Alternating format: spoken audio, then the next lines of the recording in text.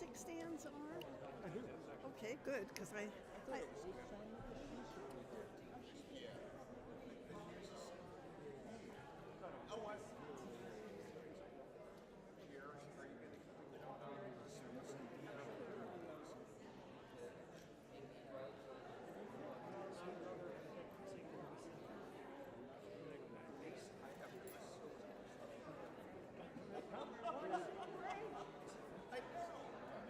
But I have, I've had other things on my plate.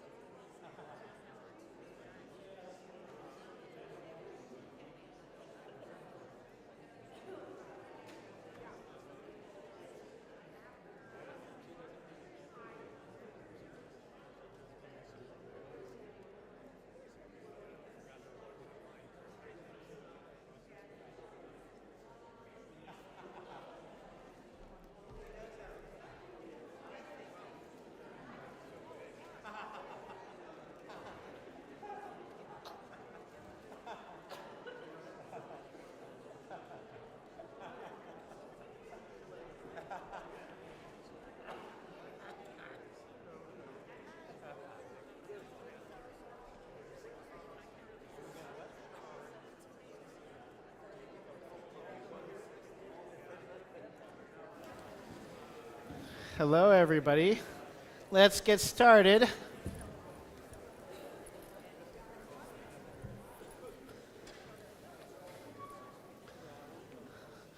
Okay.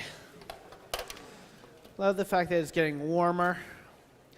We should warm up regardless. So let's have everybody stand up. Welcome back to another Monday for BCCO. Remember, warm-ups are not only about getting your physical vocal apparatus ready, but also your mind ready and focused for the rehearsal ahead.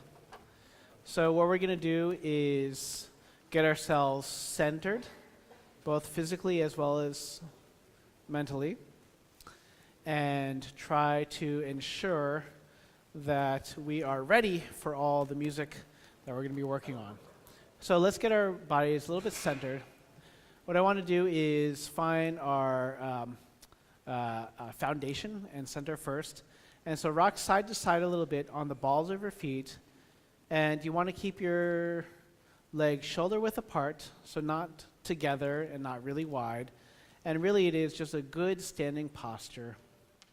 And then raise yourselves on your toes a little bit. Wow, that's... Okay, and then again, as always, you want to make sure that your weight is on the balls of your feet, not the heels. If you go to your heels, what ends up happening is that you sometimes can hunch down like this, and you want to make sure that you are raised. And again, singing is a very physical activity, and we want to make sure that we are physically engaged and ready to go. Bend your knees a little bit. Remember that your knees do not have to be locked. That will block off the circulation to your knees, but they should be a little bit buoyant and, again, bouncy and ready to go. And that is the foundation for the rest of your support. It is creating a good foundation for your back to make sure that your spine is in good alignment and that you have the flexibility. So let's twist at the waist. And part of this reason for twisting at the waist is to make sure that we start to become aware of the muscles that, again, we use every single day as part of your breathing apparatus, and that we develop a little bit of flexibility. And the goal is to not necessarily keep your hips locked, but to understand that we have this flexibility, these muscles that help us move our body and torso around. And those are the same muscles that we're going to use for breathing. And then so take your thumb and put it in your belly button and let rest down. And again, even though your diaphragm is up near your lungs and it pulls down here, what you feel is to feel the rest of your viscera pulling down into your body, and it feels like this area of your viscera expands out because we are bringing down the things in your torso down, and as a result, your lungs have more capacity. So we feel it as this filling out of the space here. And so we're going to take a breath in, and fill your hand, and then breathe out.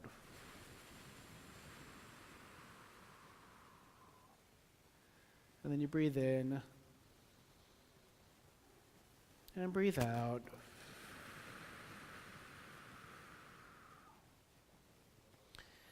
And you start to take control, as we always talk about, of these involuntary muscle actions and to make them voluntary, make them in your mind's eye something that you control. And we talk about, obviously, always the inner tube all around you, so you expand not only to the front through your viscera, but your back at the small of the back, the floating rib cage, all around, like you're blowing up an inner tube all around. Let's do it again, and breathing in through your nose and out through your mouth, slowly, both ways. Let's breathe and think about not only your posture, but also that 360 degrees of breath. And here we go. And then out. And then each time you do this, should be a certain cadence, like you stop, then you breathe in, you stop and hold it, and then you breathe out. and stop. Breathe in. And hold, and breathe out.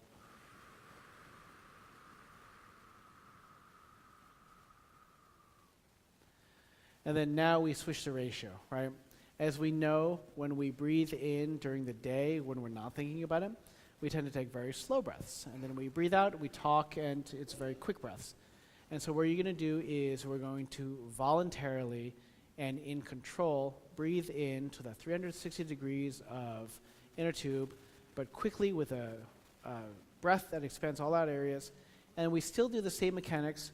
You breathe in, but you don't immediately breathe out. You breathe in, you set, and then you breathe out. And we're going to slowly keep that buoyancy as if you had a balloon that you're squeezing, but you're tightening up the neck of it, so it's very slow and controlled.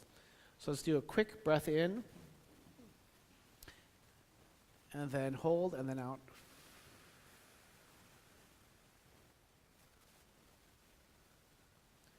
Same thing again. Let's take a quick breath in, and then out.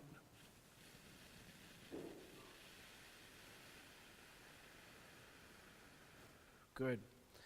Now, I know we're breathing in through our nose, but see if we can avoid making too much of a physical sensation of a right? Because when you do that, that actually is closing your vocal folds to create that sound. You should just hear with your nose, okay? Now, when you breathe out, what we're going to do is I want to make sure there's a difference between just relaxation and exhalation versus maintaining a little bit of that buoyancy, like you're pressing on a balloon, again, that doesn't want to squeeze out, but you're creating a little bit of that pressure to, again, have control of your exhalation out. So we go in and hold and out. And you should feel engagement here. My favorite metaphor is like a duck. You can see it slowly, serenely on the surface, but underneath the water, there's paddling, paddling, paddling, because you're continuing the breath support. One more time, and then out.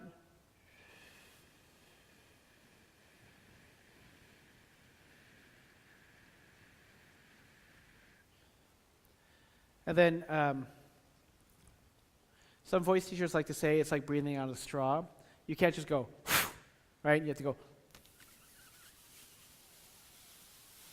And you can feel the tightness of your diaphragm and your breathing support here going through it. So you want to feel like you're blowing out through a straw, and that the rate of exhalation is not possible to be too fast. Okay, here we go. And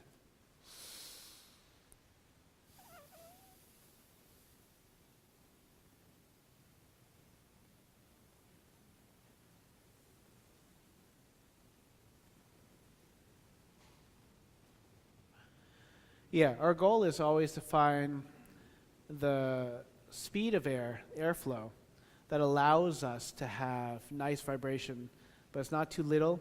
And even though we can do it with a lot of air, we want to economize so we can have long, sustained breaths. Let's do some rhythmic exercises. Okay, here we go.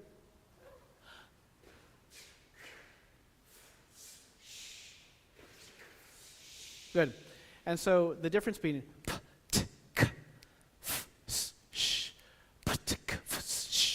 see if you can maintain the same rhythm, even though the last one is faster, it still has the same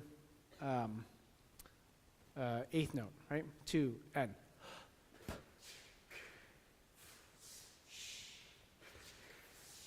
Yeah, not bad at all. And so the very last one we hear is see if you can maintain it, right?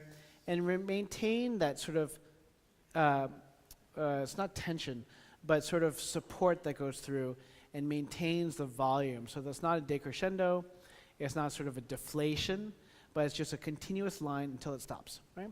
2 and.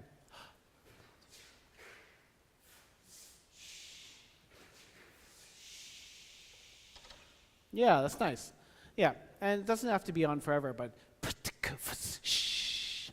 it just needs to be as we talk about in rehearsal, the beginning of the notes are really important and the ends of the notes are really important. So it's not or it's right? It's just a nice, clean, truncated ending, okay? Let's do a sigh on oo, and remember oo is a vowel that is very open in the back. So the whole point of oo is to create a nice big space for us in the back that you engage with. You lift your soft palate and you really stretch the space that you have. And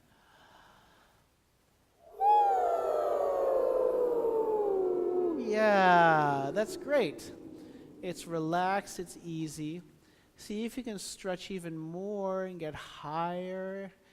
And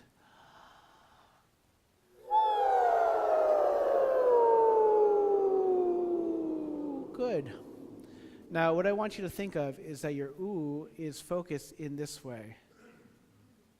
So it's not ooh, but ooh. So as you get down, we sometimes we do with other exercises, you maintain the vibrancy of your hard surfaces in your mouth, hard palate as well as your cheekbones, etc., and you keep the focus of the sound forward. This is not more intense. This is not louder. All this is maintaining the focus to the naturally reverberant areas of your throat. So again, not ooh, as if you're swallowing it, but ooh, as it sounds more like a nuclear test, but it's okay. And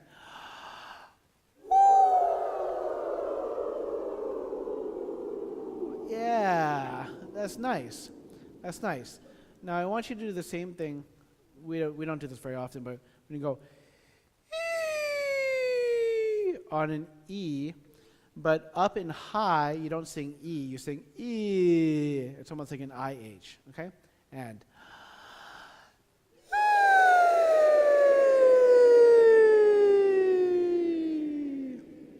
now, even though we think of ah as being very open in the front, it is actually pretty closed in the back. And so what I want you to do is think an ooh, but open your mouth up to an ah, so we get both the best of both worlds. Ah, right? And again, it doesn't need to be ah, it just needs to be airy and light, but focused. Ah, okay, let's try that. And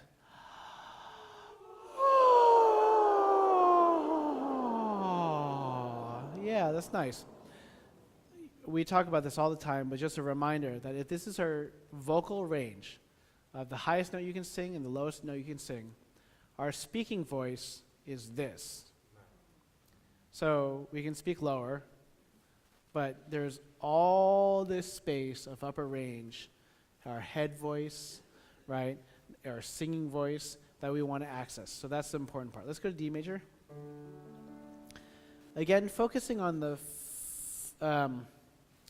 buzz and the nasality, getting us so when you buzz with your nose, ni vu ni vu ni vu ni vu ni. Even if we overdo it, that's the whole point. Is the majority of the time we don't speak like forward. We don't speak in the middle. We always speak in the back as Americans, right? And so our goal in rehearsal is to get used to singing more forward, because we always speak in the back of our mouth, right? And so we want to do exercises that focus us in the front and the nasal part so we can access, again, their hard palate, your cheekbones. So D major one more again. Ni vu ni vu ni vu ni vu ni. Much more nasal than you would think you would normally sing. And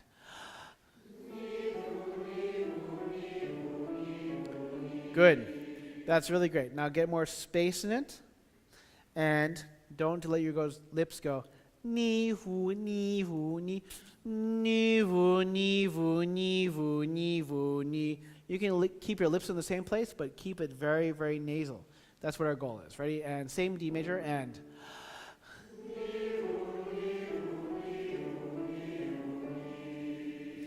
Now, I don't know if you think that's the most nasal you can do, but up here it sounds like completely normal, vibrant singing, right?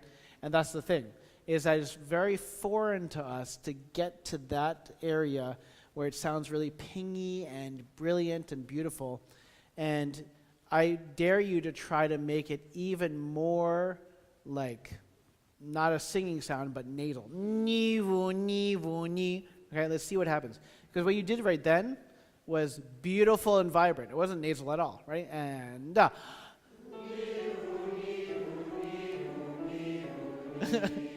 was great. That was super nasal. That was fantastic. It got a little lippy, but the thing was very forward. Okay, let's do the next one, E flat. Now remember, you're still going to get for space. You're just going to try to point it forward and get it very buzzy. Buzzy here, right? And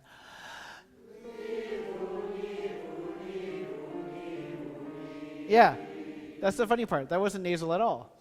It might have felt nasal, but that's not as nasal. It felt a little back. So if you can keep the space, but forward. Ready? And good. That's nice. And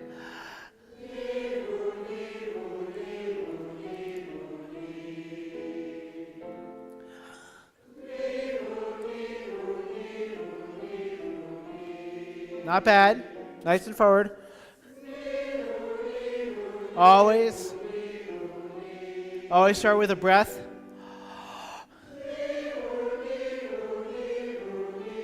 Good. And then what I think of is, I think of this. Nivu, nivu. So I feel like I'm taking the breath and then I focus it.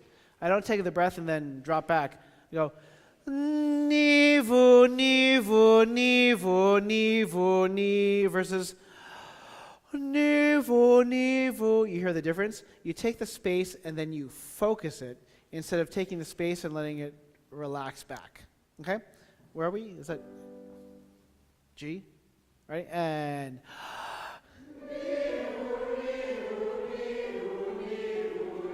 not bad. Even more. Let's do one more. And up and good. Really release it. Like send it out.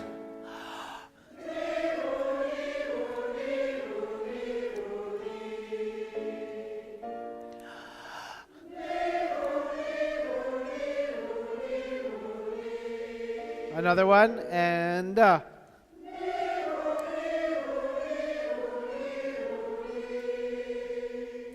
good. It's a very different sensation. You want to feel like you're really using the natural characteristics of your head to make the sound as vibrant as possible. Let's do D major one more time. Mi, me, ma, mo, mu. The 5 basic vowels, which is a lie. There's like 7 basic vowels. But for now, there's 5 basic vowels. Mi, me, breath close. Ma, mo, mu.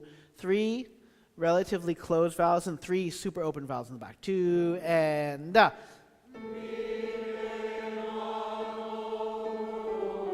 Good.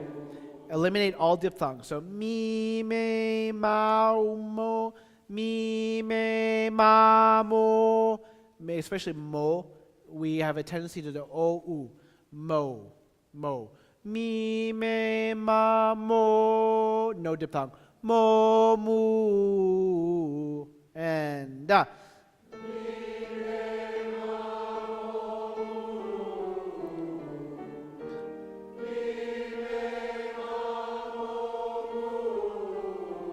That's really excellent. Really good vowel creation. No diphthongs. It was fantastic. But what we hear is a little bit of falling back each time. Mi, me, ma, mo, mu. Instead, you should feel like it's going forward. Mi, me, ma, mo, mu. Right? 2 and same one. And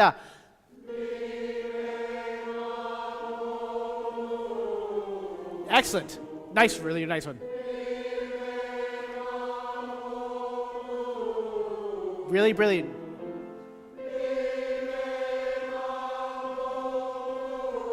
getting a little lax. And focus. That's it. Excellent. That was a really nice one.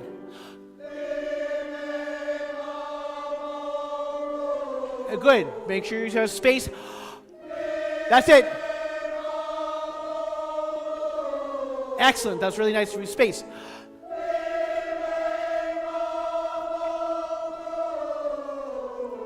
Nice.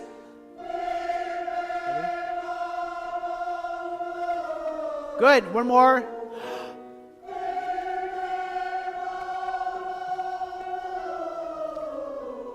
That was excellent. Now that was so clear and precise and pingy, reverberant, that I thought you were at a much lower range than you were. You guys got up to a B major, like an F sharp. That's fantastic, because usually we don't do that actually that high, this exercise, but it had that ping and reverberance, so it was really fantastic, okay? Let's do a D major. Ya, ya, and the same thing. I don't want you to go ya, but ya. Think the metaphors that we always use is as if you're going to take a bite of an apple, ah, or you're going to show your rabbit's teeth, ah, or show you're a vampire, ah, right? Ya. I want you to create the lightness and the sort of buoyancy of this exercise, which is the whole point, but maintain that sort of reverberance that we've been working on. So D major and da. Yeah, exactly. We went ya oh, oh, oh, oh. You became Santa Claus for a second. Ya oh, oh, oh, oh. Ya ha, ha, ha. It needs to have a little bit more of an evil laugh. Ya ha, ha, ha, ha. Then sort of back, right? So not ya but ya Think about your upper teeth. Ready? And da.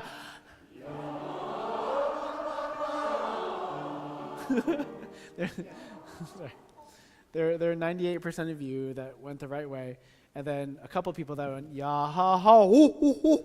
You went the exact opposite way. See if you can work on this. So the hard part about this is that you need to breathe so you have the space, but then again that you focus it from down there.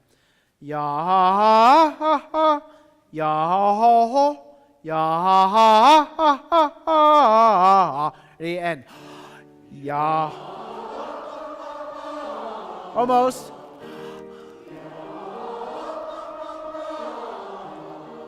Yeah, we sound like ya. It sounds like you start at Y-A-H, ya ha ha, and then you go to Y-O-H. Ya ha ho ho, ya ha ha ha ha ha.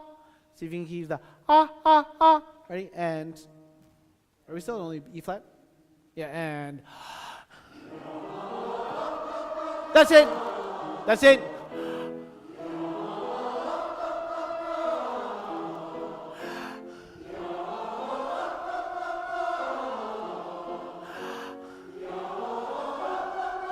That's it. That's exactly it. Almost. Breathe. That's it. That's it. Good. Nice support. Excellent.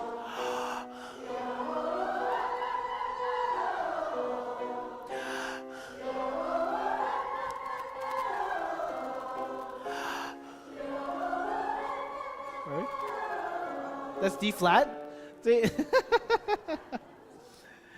See, you guys are doing such a great job.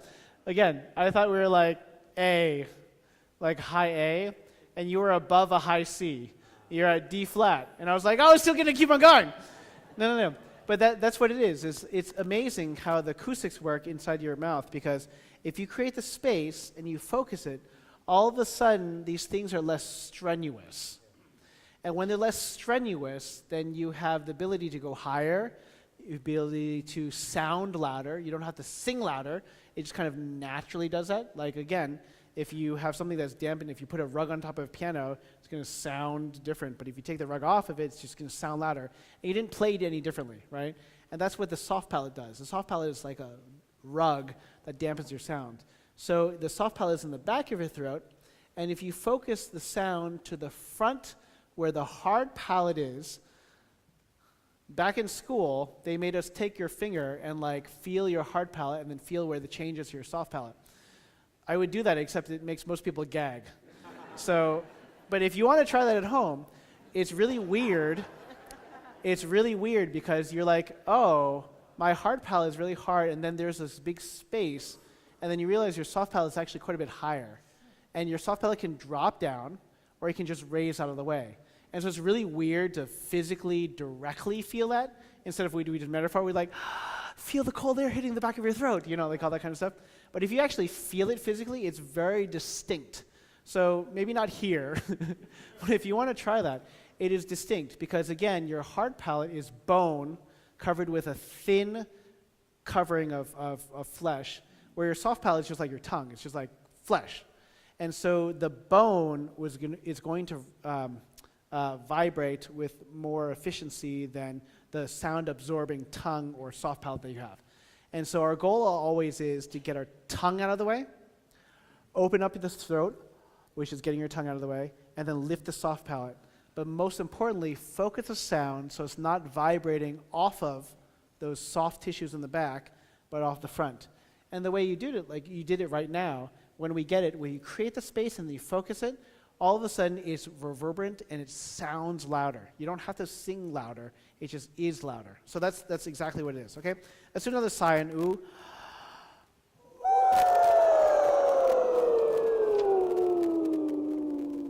And then let's sit down. That was a great sigh. We're going to be in block.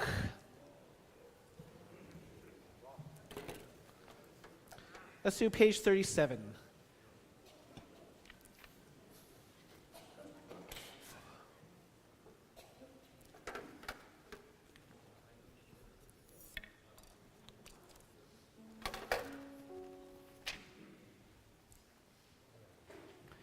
Now remember, this is a cappella, which means we have to work extra hard to maintain our pitch.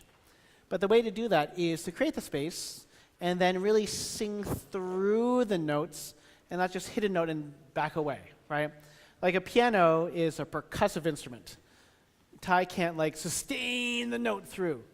Organ does, but we create the illusion of it. But singers, we can sustain through the note. And so you don't want to sort of hit the note and then sort of back away. Like, I sing the note, I don't need to sustain it. That is not natural for us. We need to sustain a little bit more. Let's just read through a little bit and see what we remember, okay? This is page 37, rehearsal 38, the bottom of the page.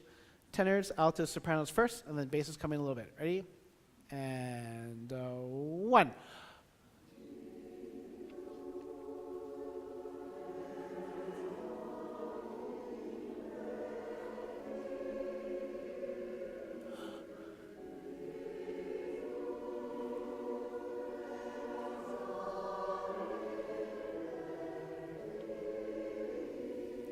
And breath.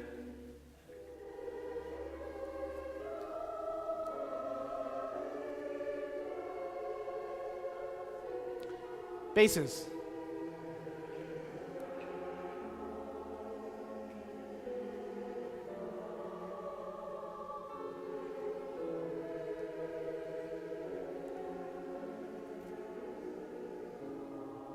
Breath.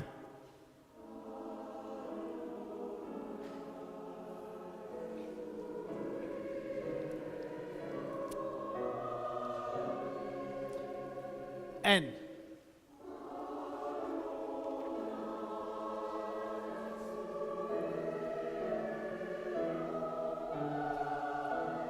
Sustain, altos. Breath.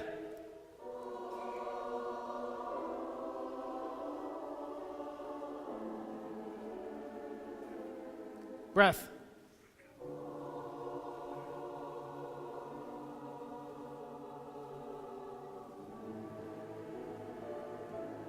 Not bad. Not bad. Let's do this on ooh, starting from the very beginning. Now, the same thing as always. You are waiting a little bit for Ty to play some notes, and Ty's like, you know what? This is a cappella. They're supposed to do this without me. I'm going to shout at them a little bit. Oh no, they need a little bit of help. Let me play that note a little bit louder. And I can hear Ty thinking the entire time. It's really great. It's great. He's fantastic. So the goal is, right, that you are self-sufficient, right? And this is not music that is super fast. This is music that requires you to listen to each other. This is music that requires you actually to sustain through. So I want to sing it on do. Let's do it one step at a time. Let's just do do, but the rhythms that you're supposed to sing, and then we'll break it down to do until eighth notes. So starting from rehearsal 38 one time. Right? Let me just hear the sopranos, altos, basses first. Sopranos, altos, tenors. And one.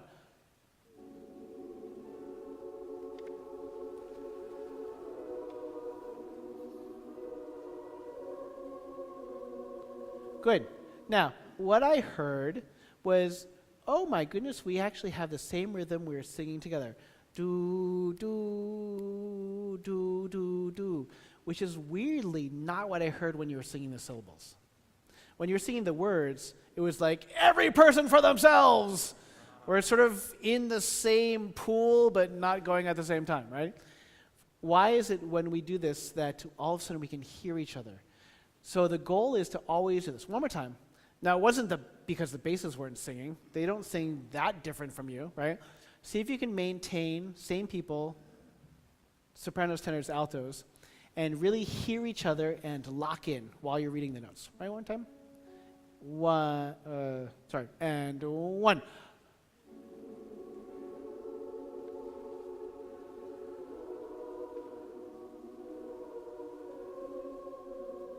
N.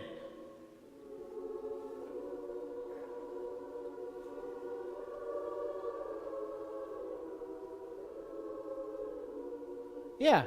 All of a sudden, it doesn't feel like we're all dragging. It's like, oh, we're listening to each other, we're going to sing together. And as a result, because you're singing together, you're not waiting to receive something, right? It's a very different posture. It's one of the first things when BCCO first started, I said, no. If we all take the scary step to sing together at the same time, it's like a change of musical approach. All of a sudden, everything is easier, right? It's like you take that little scary step to sing a little bit of ahead time, but if everybody does that at the same time, all of a sudden we all do it together, and it's like more secure, right? That's exactly what happens. Now let's add the basses, right? So the same thing. See if you can take on do, right? That same sort of ensemble, and we can get it where it's not like the music needs to be constantly pushed. It's just that we're singing together, right? And one.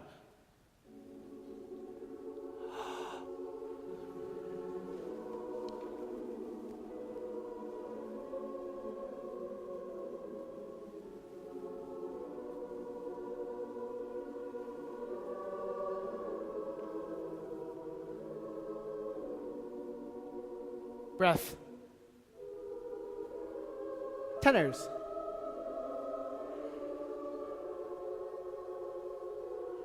Basses.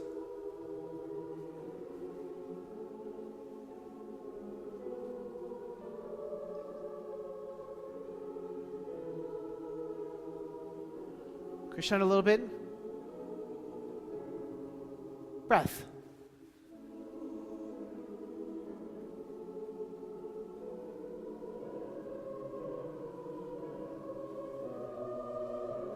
Sustain. Breath.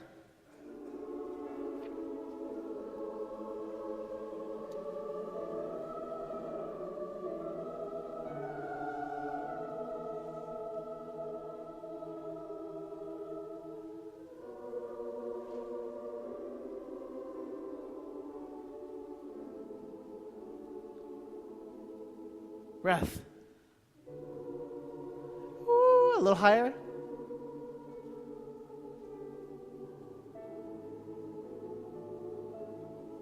Yeah, that is literally 1,000 times. I counted. Literally 1,000 times better than the first time we sang through it, right? There's a sense of ensemble. Ty didn't feel like he was having to pick out certain notes. There's only a little bit at the end where it got a little bit relaxed that he pointed out a little bit of the soprano line. But that's really, really great. Now, when we sing a cappella, this is a key, is that you want to feel like we're singing that sort of tone the entire time. Ooh, doo, doo. But that the syllables are slight alterations of that. So it's not yi, you, le, a, lo, zo, i, ra, fi, that we don't have huge changes of your mouth and your tongue, but that everything is, as my college professor used to say, in the house of ooh. So it's like ooh with a little bit of ooh, ooh, ooh. And it's a tiny bit of change. Because we want to maintain that color. We want to maintain exactly what you just sang, which are these gorgeous chords that had sustain and line. And so the more that we shift and alter your mouth, the more it disrupts that. See if we can try this. And I'm just, again, you're singing beautifully. I would say you're singing about a piano, and it says pianissimo.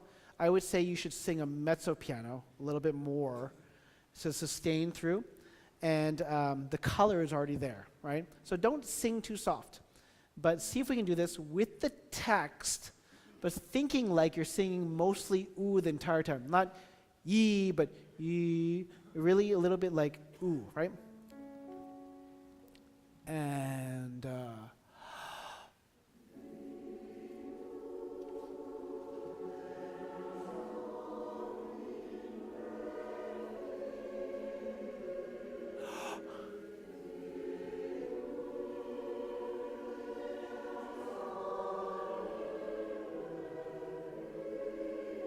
and then refresh it.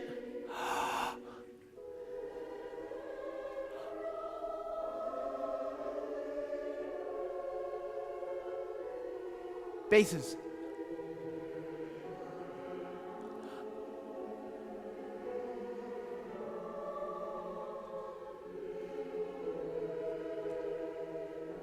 Crescendo.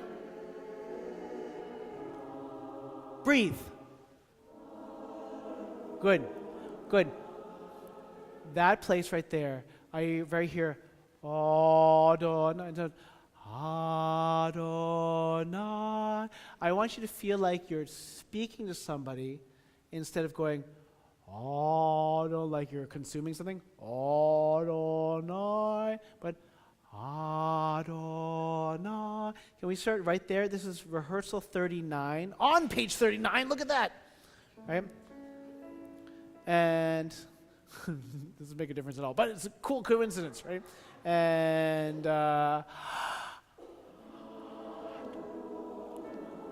good. That's fantastic. Now, Adonai. I want that to sort of like the light comes out. Adonai. Instead of Adonai, right? Okay. And one.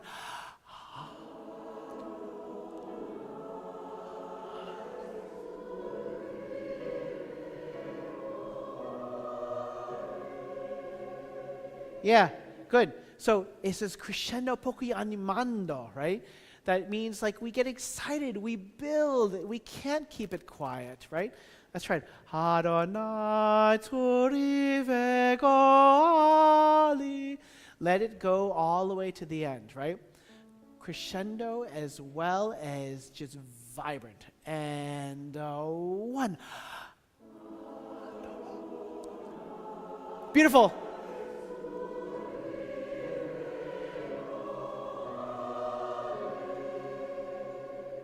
Yeah, so quiz for tenors. How about that?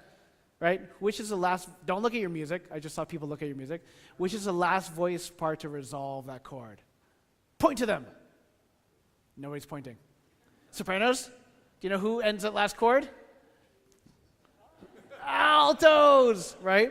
So look at the bottom of the page, page 39, second to last bar. Ali, but then the altos resolve on the second to last beat, which means that if you cut off before that, this chord doesn't resolve, right? It just sounds like the altos are lost and everybody else kind of ended the chord. So you have to know sometimes, like on the top of page 39, at rehearsal 39, everybody sustains the same chord, so we all breathe together. That's perfectly fine, right? You can breathe on the downbeat, we kind of feel it out together. However, on the bottom of page 39, second to last bar, you need to sustain longer than you think because the altos resolve their chord, resolve their note suspension, and we need to all sing so we can hear the chord before we go on, okay? So if I were a soprano, tenor, or bass, I would put an arrow just to make sure that you are singing that note as long as possible. Can we start from the same place? Rehearsal 39, Adonai, not Adonai, but Adonai, right? And lift. Crescendo.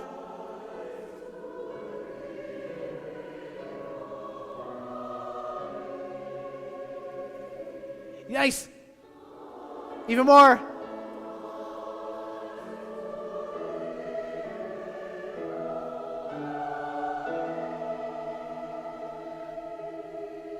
Oh, that was fantastic. The same question, who sustains longer and has reverberant notes that resolve? The altos, not only one note, but they have two notes this time, right? And so if you look at the top of page 40, third bar, the tenors, sopranos, and basses have to sustain all the way through into the altos and their last line. However, if you go back to the page beforehand, Adonai, Turi, Vego, Ali, and then you sing it again, but instead of starting off at a pianissimo, you're at a piano, and yet you have the same dynamic shape. You crescendo, and it gets a little faster, right? And so it needs to feel like you're saying the same thing, but more insistently, more committed, right? So let's try that again. I want to start from rehearsal 39, same place we did before, and sing it like we did, but when you get to the second one, that we sing even more, right? It's a progression that goes through. Rehearsal 39, and 1. Adonai.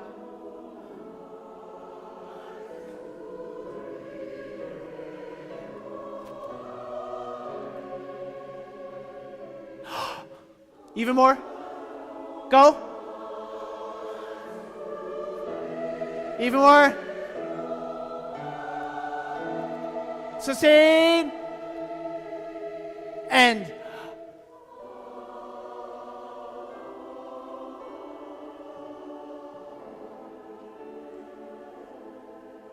breath.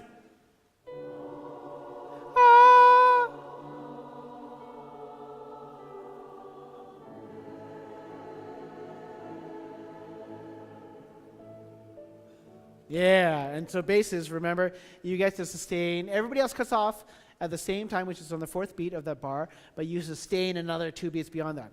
So if we were to look at from rehearsal 39, Adonai Turi Vego Hali, same thing, Adonai Turi Vego Hali, and then you relax. Amen, amen, right? So this is a huge hill that comes back down softly. So when you see page 40, fourth bar, where it says più tranquillo, remember that piano is not pianissimo. We started this phrase at pianissimo, and then the second larger phrase was actually piano. So when you have piano here, that's not suddenly, incidentally, ridiculously soft. It's just the starting of the descent to the end of the phrase.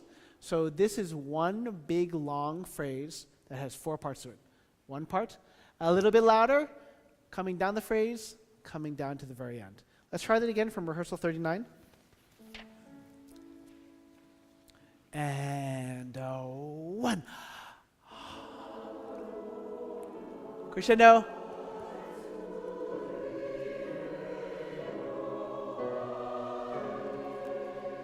Even more. You keep it going.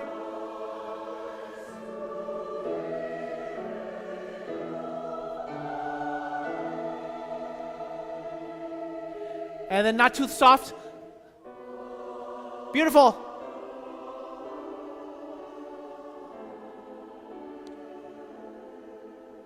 End.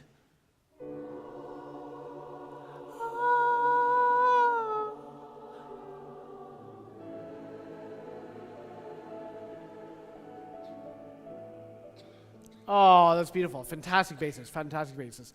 And so the hardest part about the word amen is that we as Americans like to sing amen.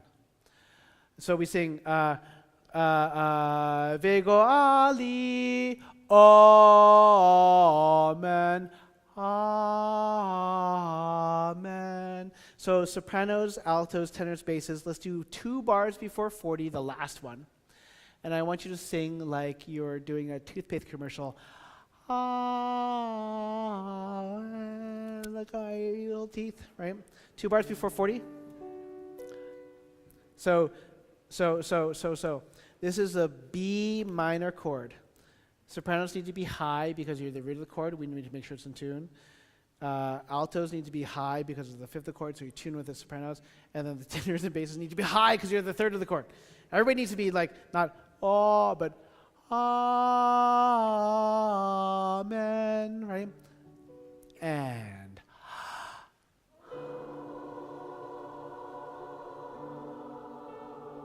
sorry. They changed first. Amen, right? And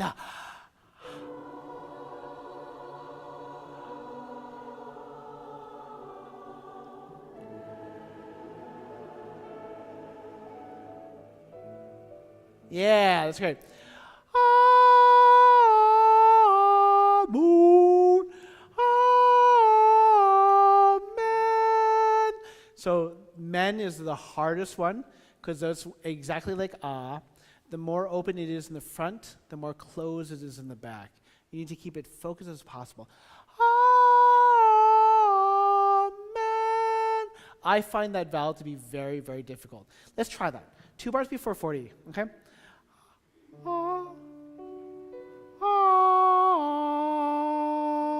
Amen.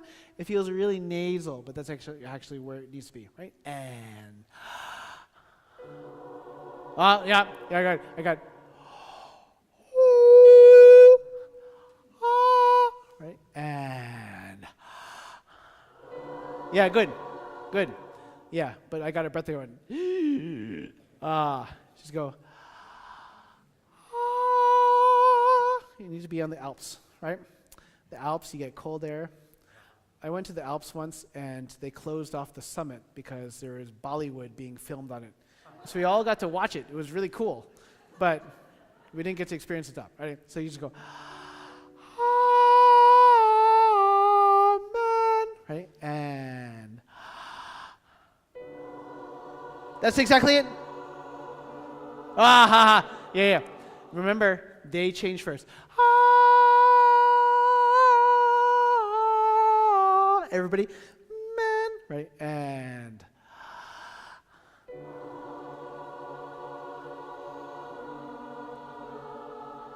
hi.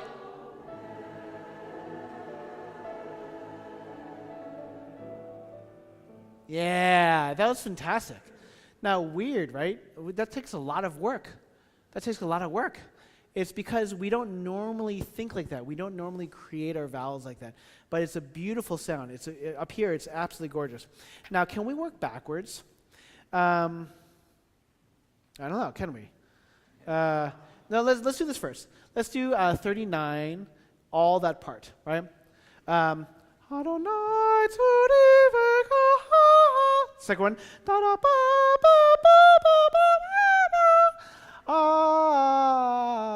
Right, let's see if we can do it. 39. Pick it out. And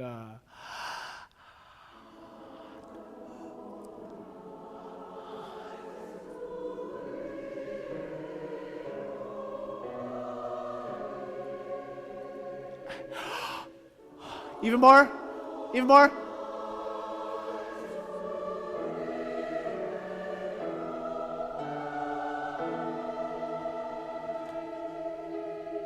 And not too soft.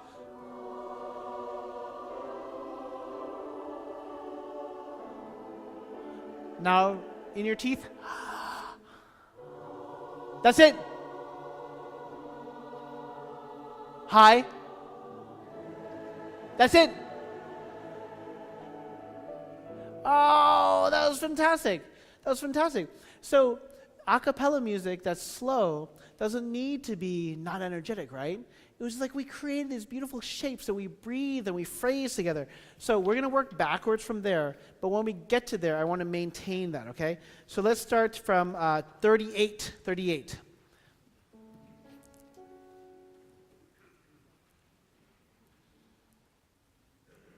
So same thing here. Remember that this is not just pianissimo and going kind of static. It's like every phrase, crescendos and decrescendos. It needs to feel like it has forward motion, right? Now remember, tenors, altos, and sopranos start off first and basses come in. But we want to make sure that we always feel like we're moving somewhere. What are the notes again? And crescendo.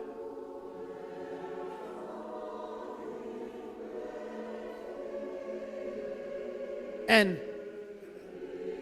crescendo even more.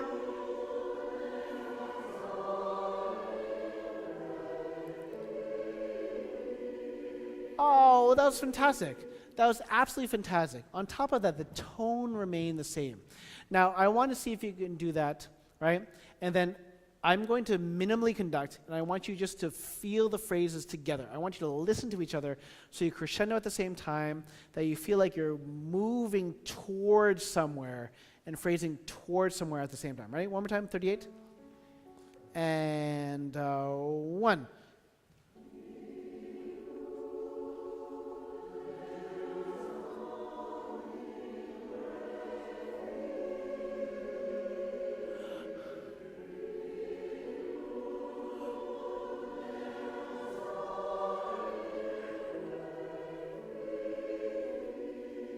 Oh, that's great. That sounds like music. It doesn't sound like we're just kind of hitting notes.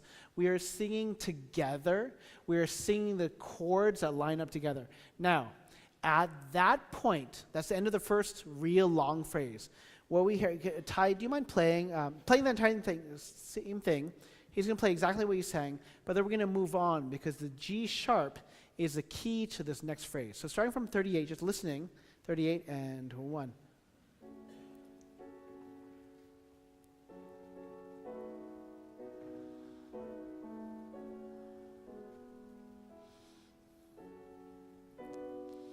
To this cool chord.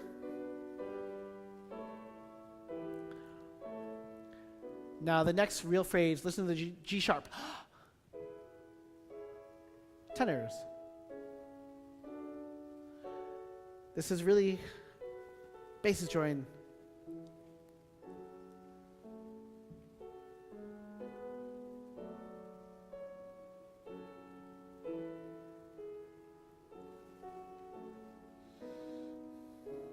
Yeah. So do you see that we have 2 small phrases and then 1 really long phrase, right? So when you start at the bottom of the phrase, sopranos and altos, bottom of page 38, note that we really sort of had longer phrases at the time. Maybe we start directly there. This is page 38, bottom system, second measure, with the altos and sopranos, with an E major chord, which is a significant G sharp. So alto ones, you are the key to making this chord the chord that it is, okay? And 1. Yeah. Let me just hear the altos on your first note. And yeah. And so make sure not only the G sharp needs to be high, but the E is not too chest voice. Ver, ver. Now this music, if you can sing the first chord, sopranos, altos, sopranos and altos, sopranos and both altos, it is sort of lifted, light. Let's just hear the first chord. And 1. Yeah, both the altos need to be a little bit higher. This is like This is like the Mendelssohn, which is in D, but it goes, lift thine eyes, oh, lift. We don't sing, lift thine eyes, but lift thine eyes. So this is ve, instead of ve, lift it. Ready? Here's the E major chord again, and better. I hear a lot of people going, ve, it should be ve. Remember, it's taller and it's more narrow. So it's not ve, which is the spread vowels. Now, ve, and a little bit more.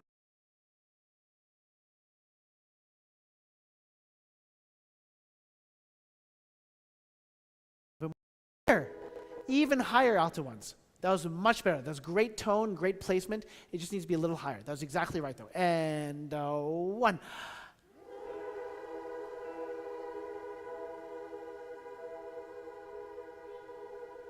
Almost. The alto 1s got higher, and even though the alto 2s got higher, and even though the alto 1s got higher, because they went higher, it made you sound flat. So that was great. Let's just try everybody lifting even more. And 1. Better. Just barely there. Now, that takes a lot of work to get there, but that's exactly where we are. Everybody starting at that point. This is page 38, bottom system, second bar, but all 4 voice parts, starting with the altos and sopranos. Exactly that chord. Don't lose that chord. That chord is fantastic. And 1.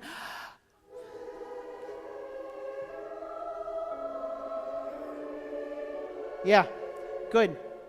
They did all this work, tenors, on trying to be lifting. So when you come in, it needs to be much higher, okay? One more time. This is the hardest part, literally right here. And 1. Lift. That's it. Lift. Basses. That's it.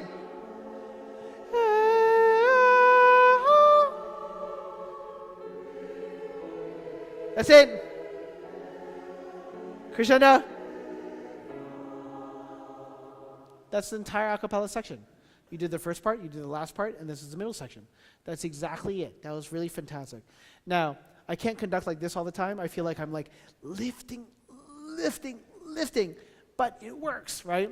Now see if you can do that and try to mimic it yourself by lifting the soft palate and focusing. Let's do the same place. This is bottom of page 38, second bar, and see if you can listen to each other and then focus on lifting, and creating beautiful sound. Ready? And 1.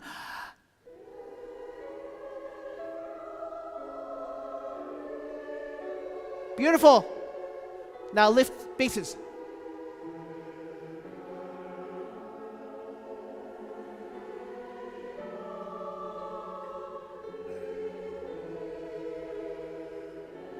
Crescendo. Go on.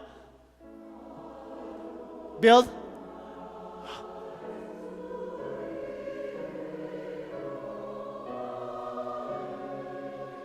Even more.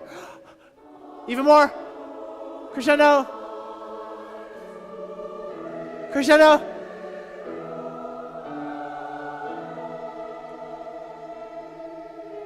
Not too soft.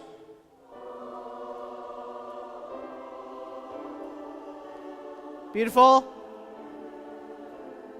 Now lift.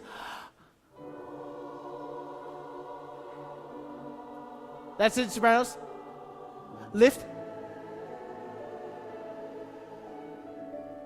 Oh, that was fantastic. Now, what I would love you to do is write in those places where I sort of spoke at you.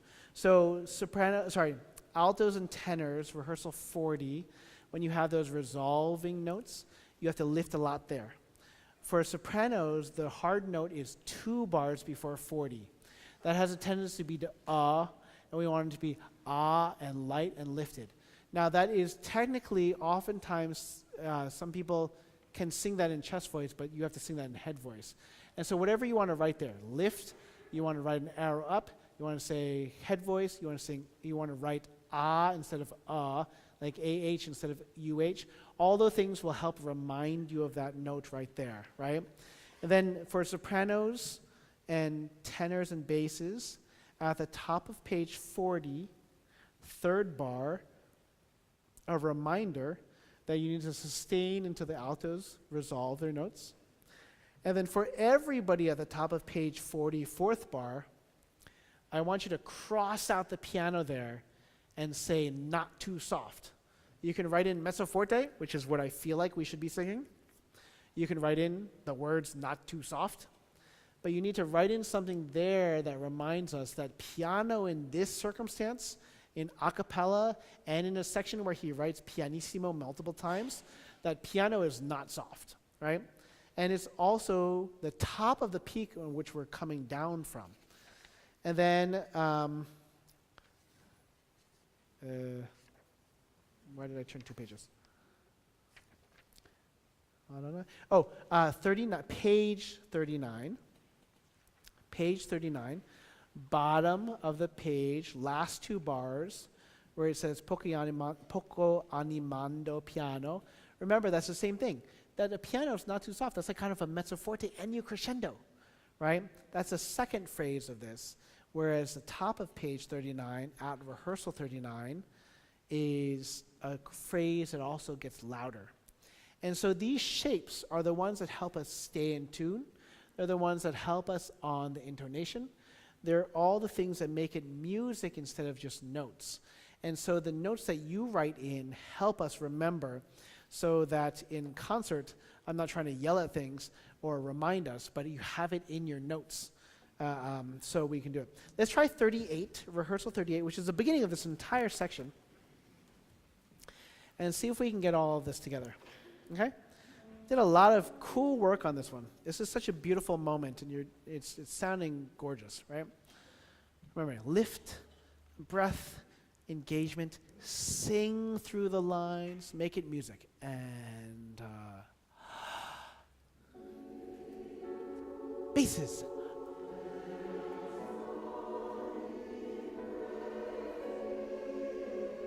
Even more. Here.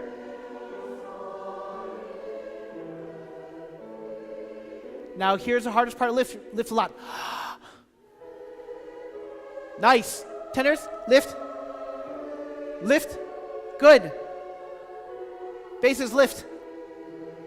That's it.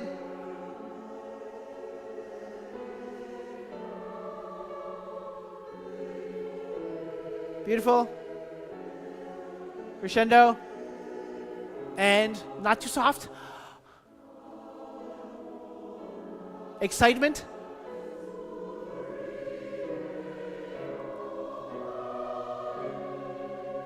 Even more.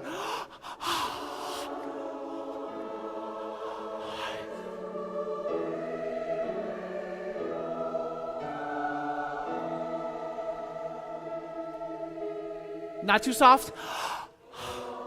Beautiful.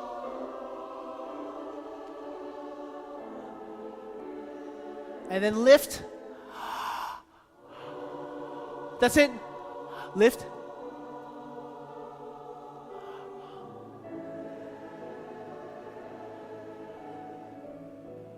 Oh, that's fantastic. That's what we could perform it at that level. That's absolutely gorgeous, right? And again, it's a cappella. It's going to be absolutely sweeping and wonderful if we remember that we can grow, we can crescendo, we can also listen together. Those things help the tone immensely. That's absolutely gorgeous, okay? So I wanted you to, again, you can remind yourselves in multiple ways. The key things to me is to remember that we always lift and our breath is very spacious, but then also that there are many lines where we grow and we crescendo. And that creates the support that you need and energy to get through these lines. And it's gorgeous music. It's really, really gorgeous music, okay? Let's move on. Okay, let's move on.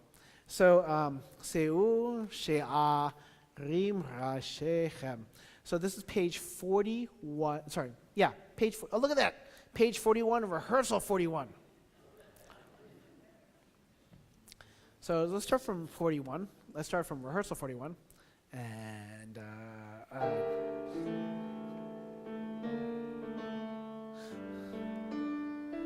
now, just alone, do you hear that music? It's like a call.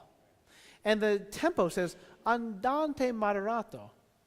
That means like a walking moderate tempo. But the music calls in a different way. So the music that you sing is a different affect, is a different character than everything that we just sang in the a cappella section before.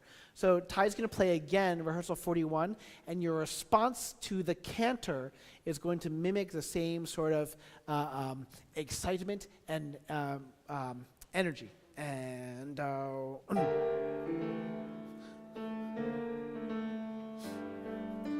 2, 3, 4.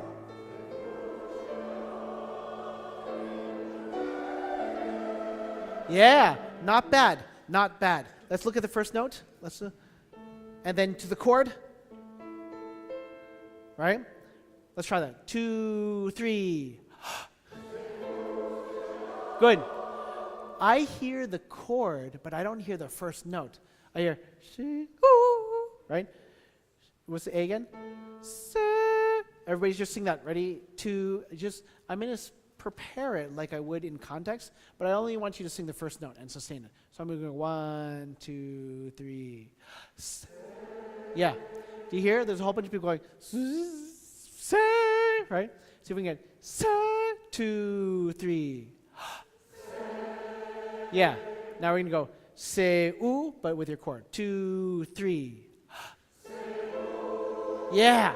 Now, what you just sang was a little bit of separation, which is fantastic because when we sing with a little bit more verve, sometimes we get a little bit more se-u, she-ah, right? And so se-u, she-ah, se-u, she-ah, right? Let's do that. Without the cantor introduction, I'm just going to count off exactly what we did, but I want you to sing the entire line. 1, 2, 3.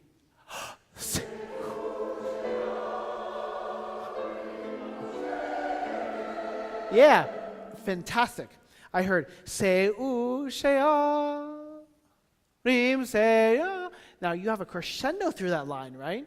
You have a crescendo. See if you can make the long note have a little bit more blossom, have a little bit more shape to it, right? But that was excellent. I think that was really excellent that I want to start from rehearsal 41 with the cantor and Ty playing first before you come in, okay? And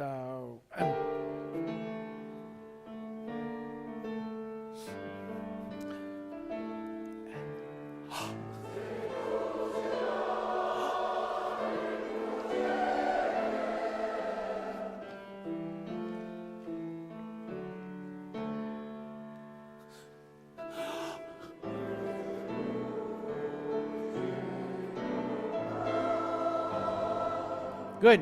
So did you circle the fermata? Circle the fermata on page 42, first bar, to make sure you wait for the cantor before you come in. It's call and response, not call and cut off. Okay? Same thing from rehearsal 41. Rehearsal 41 because it was really great. And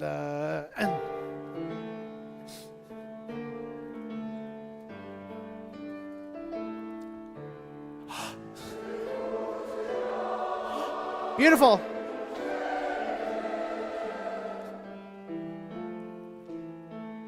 Fermata.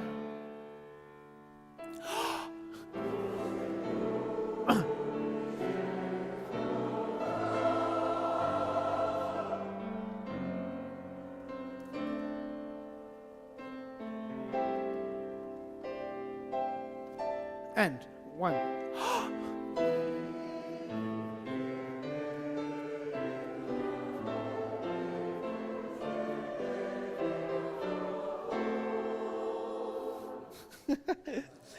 And then all of a sudden, it's not call and response, it's call and run, right?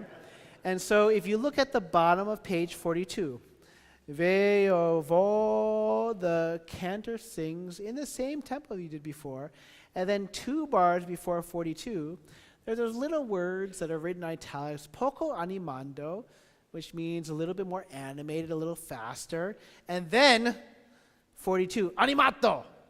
The chorus takes the cantor's words and suddenly pushes forward a lot. So you have 2 call and responses, normal, and then you have one, it's like you took the words and you really just moved forward. So I want to do rehearsal 42 first, so we know where we're getting to, and then we'll go back, okay? So, why don't we do that? We're going to do just on the tenors and basses entrance first. So I'm going to go 1, 2. Mi, hu, se, me. So we're going to do right on it so we know where we are, okay? Now, again, a little bit more. He's very diligent about writing molto ritmico. So this is very rhythmic, right? What's the E again? And 1, 2, 3, 1, 2. Altos.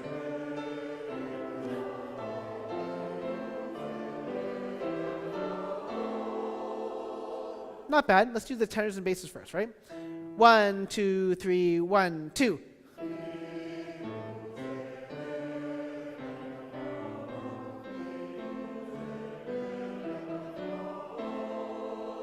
Yeah. Kavod. Let's just do the last 2 chords. Kavod, right? And 2 and da. That's excellent intonation, excellent vibrancy. I heard a-o. Kavo, right? 2 and da. Yeah, all of a sudden we have a little bit more precision because the consonants are there to help delineate the chords. That's fantastic, right? Can we just hear the altos alone? So this is the top of page 43, second bar. All right, 1, 2, 3, 1.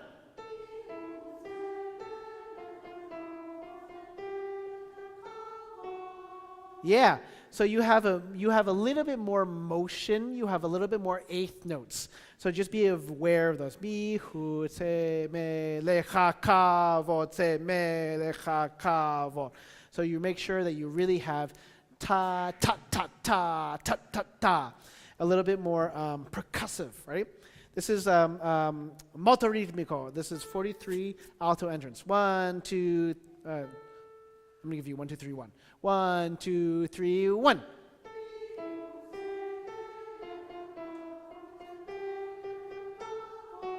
Yeah. Now, kavod, kavod. You can make them a little bit more pointed. Kavod, right? Let's do sopranos only. Sopranos only, 43, third bar, right? Ba. You have the melody. 2, 3, 4, 1.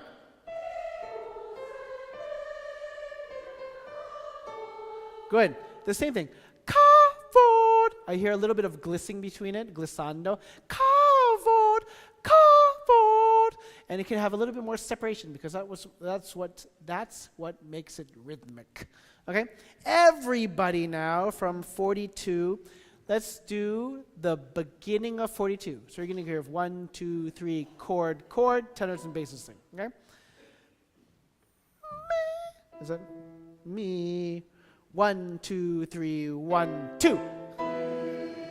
Altos. Sopranos.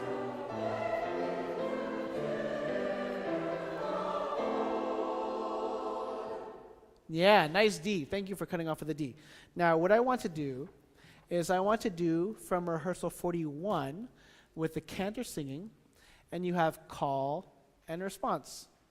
Call and response. Call, accelerando, and run. Okay? Let's try that. 41. And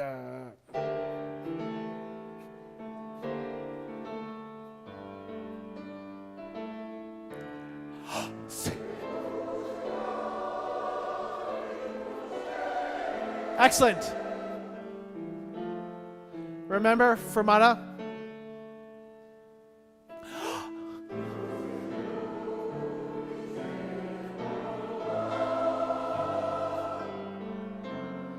Get ready.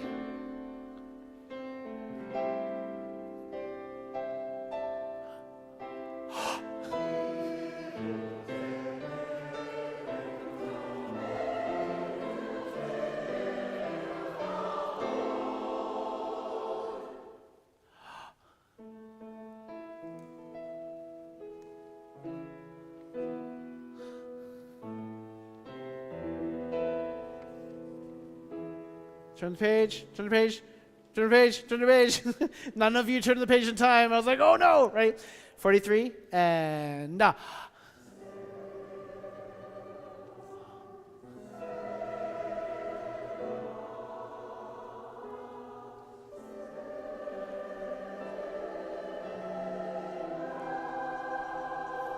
yeah. So the big thing that we all forgot is the first Selah is piano. The second Selah is mezzo forte crescendo. They're very different shapes. Selah, Selah, right? You get to say it 3 times, and every single time the shape is very different. 43. And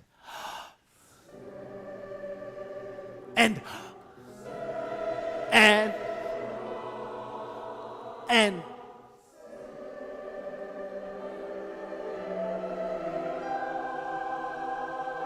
oh, that was great. That was gorgeous. It sounded very unified and vibrant, beautiful singing. And as always, piano does not mean sing piano. Piano, we've already discovered, is like a really nice, full, rich singing. Pianissimo, just slightly softer than that, but there's nothing that's ever like restrained, right? So when you have Selah, it's not Selah, but Selah, Selah, Selah, right? Let's do that one more time. 43. It's really beautiful, really beautiful. Use the S to Selah, right? And beautiful. Here we go. Crescendo. And grow. Yeah, that's fantastic. That's really fantastic. So do you see, the fun part about this music is all the shapes, right? You really get to sing like sort of all these sort of, the tempos are oftentimes either fast or slow. I find them to be like in 2 categories often. It's like these really chorale-like singing, or sort of like more energetic, as he writes, molto ritmico all the time. But the thing is that the shapes are always very different. It's really, really gorgeous. It's really gorgeous. Okay, let's do page 45. You're making good timing here. We're almost through the 3rd part completely, which is great. Okay?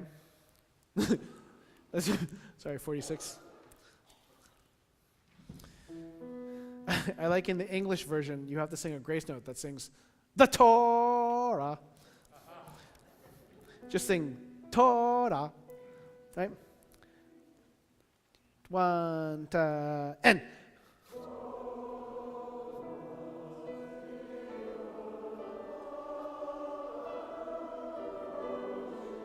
And.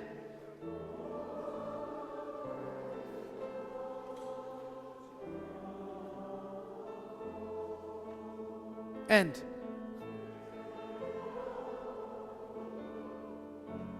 One.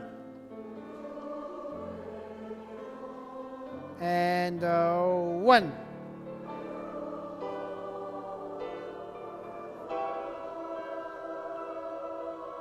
Good. So that chord is crazy chord. Let's hear the chord. Let's sing the last chord first. Right? Nice chord there. E minor with a 6th. And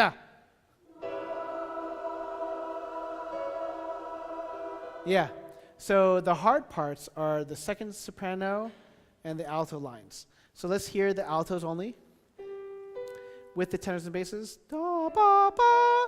That sounds easy. And great. That's just a minor chord. That's great. So you have the soprano 2s, all those voice parts, tenors, basses, alto 1, alto 2, and then only sopranos 2, and that's it. Yeah. Let's do the same 4 voice parts again. Same 4 voice parts again, and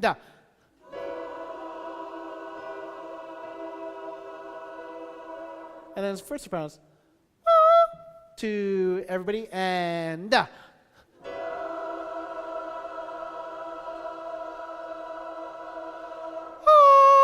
we just need a little bit more of the C sharp, right? But that's the chord. That's the chord. So that's the chord that we're going to. Now, the hard part about the rhythm is that this rhythm has a lot of spacing issues, I would say. It's both spacing issues because the English is there, it kind of screws you with a lot of the small notes, and then also the spacing of the bars is a little weird. Okay, let's do the first page first. Let's break it down a little bit. This is rehearsal 46. Rehearsal 46.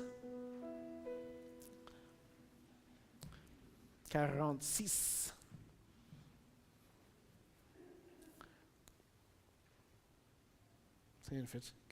Yeah, right.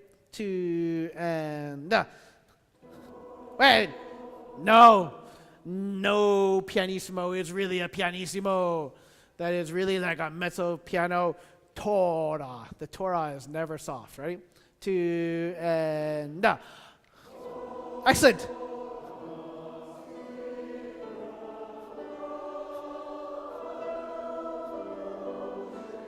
That's fantastic. That's fantastic. Now make it a little less swoopy. I get tora, tora, right? It's not cabaret. 1 and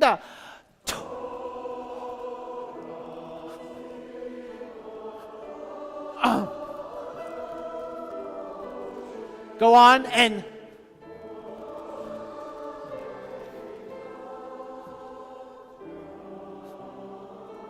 good. Now this is hard.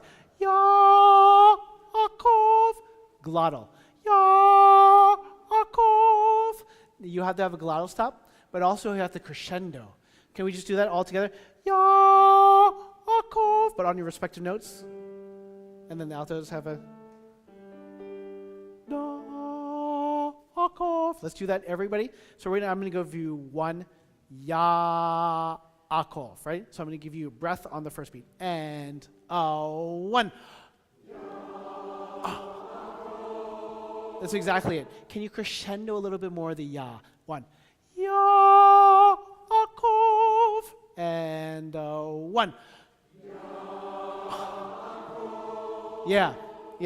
Now, I'm getting a little Yaakov. Yaakov. See if you can make that vowel just a single vowel instead of 6, right? And 1. That's exactly it. Kov. Yeah, make sure the E is nice and high. Now, the hard part is the page turn of this. So can we go to Moro Sha? This is the last 2 bars of page 45.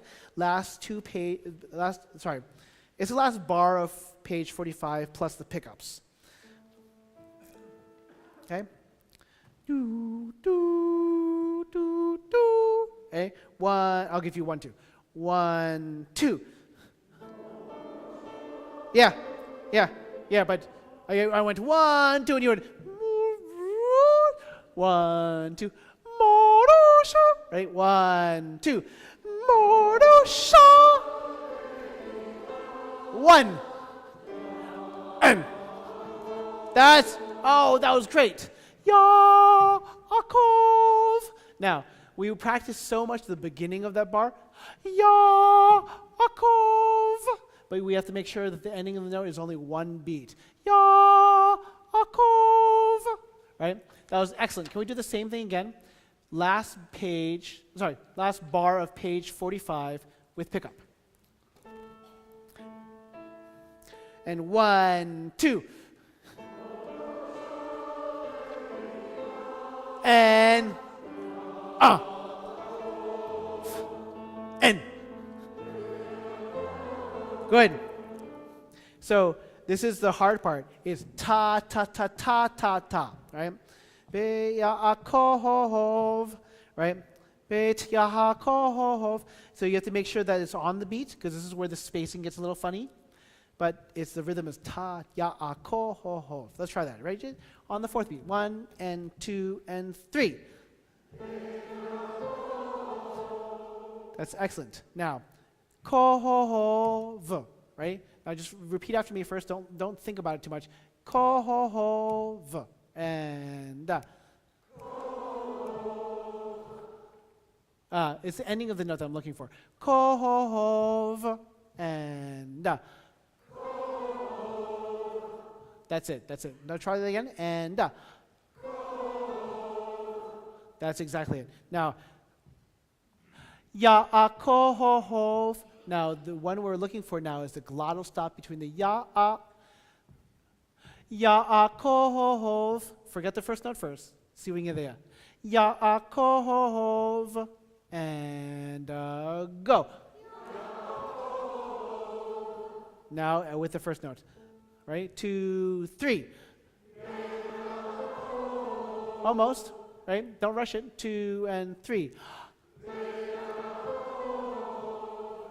That's exactly it. Now, the dynamic says mezzo piano, pianissimo, and that's exactly the dynamic of when you sing it out, what you just sang it, which is not soft at all. Not soft at all, right? Now, can we do the entire thing, which is not very far, is rehearsal 46. Torah tzivenu Moshe. 1, 2, 3. Yeah. Almost. Make sure it's not tow. We're going to tow the barge. Torah, right? 1, 2. Good. Excellent. And.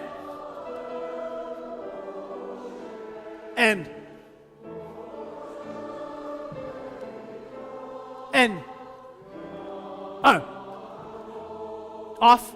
Breathe. Excellent. Go on and 1. And 1.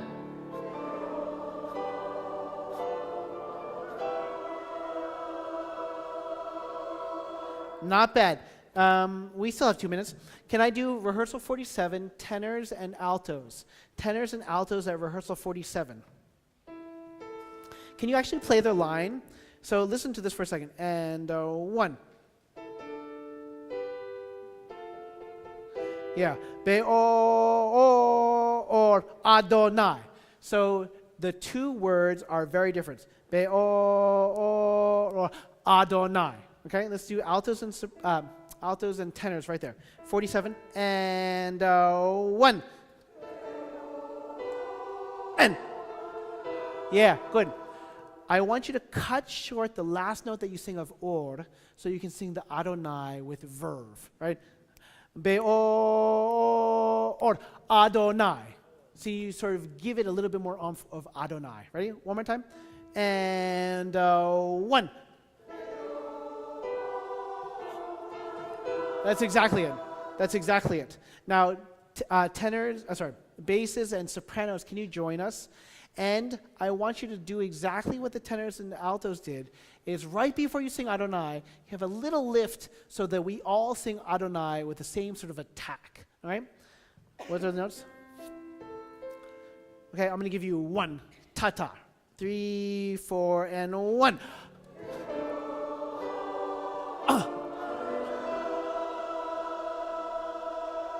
Good. What's the C sharp? That's a cool note that's out of the chord, right?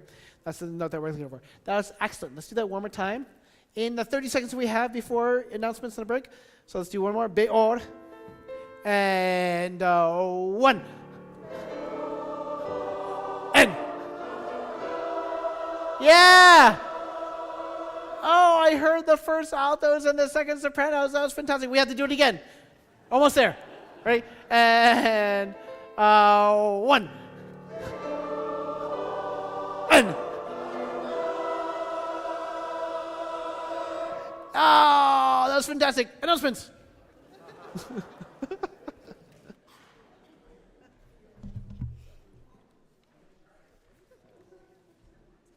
BCCO. Good to see everybody. Just a couple of announcements. The tenor bass sectional this Sunday, the 28th, from noon to 2 at the Piedmont Center for the Arts, and that'll be with Sam and Ty. And also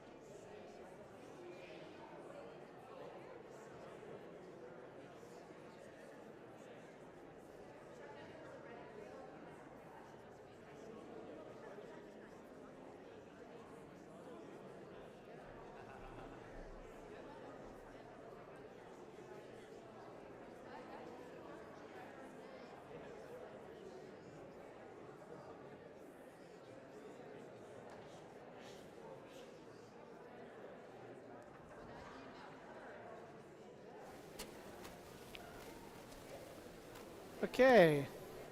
Let's finish off the third section.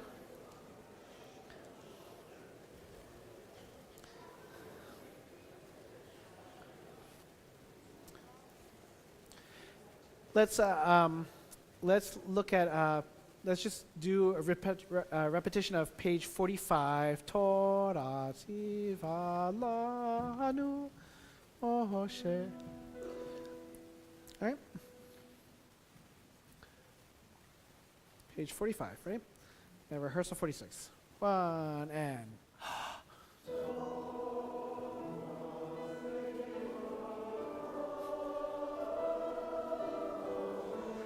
end.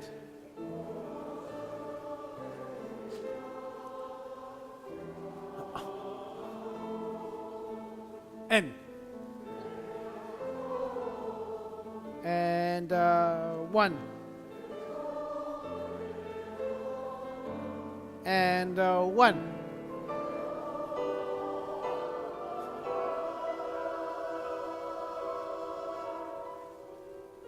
Yeah. And remember that C sharp, the C sharp for the soprano 2s is the most important note. What's the C sharp again? All right? Now, the same thing. Now, this sort of gathers energy as it goes on. So if you look at page 46, technically, the cantor sings, and you sing repetition. You sing the same thing as we heard before. We sing a call and a response.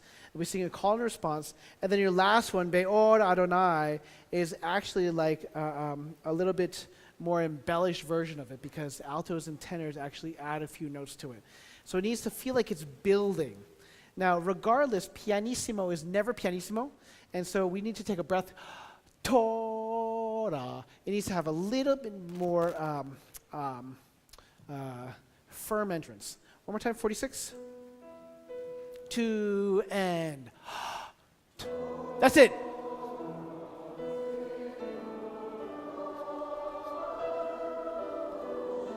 And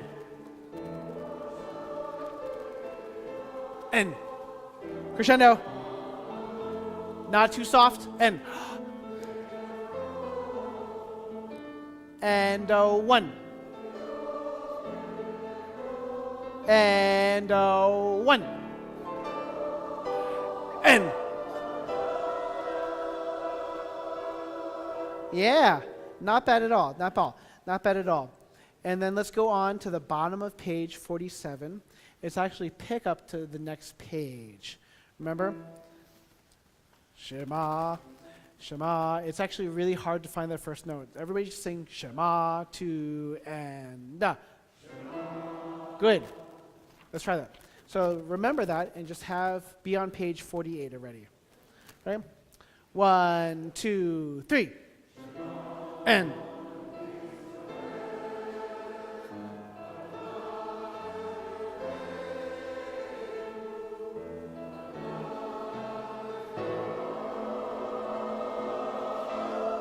Yeah. Hard. Make sure that you accent the last note that you have as is marked there. Can we just try those last notes? Bar before 49. This is that cool chord. And yeah, I heard ka, but I didn't hear hard. Make sure you end the note, right? That's one more time. I love the crescendo. 2 and yeah, that's it. Now can we build up to it? Shema Yisrael, right? Shema, 2 and yeah, good. Can it be a little bit more rhythmic? 2 and good, and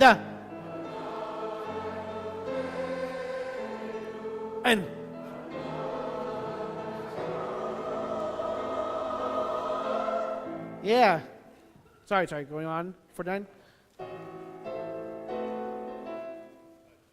This is right on 49. And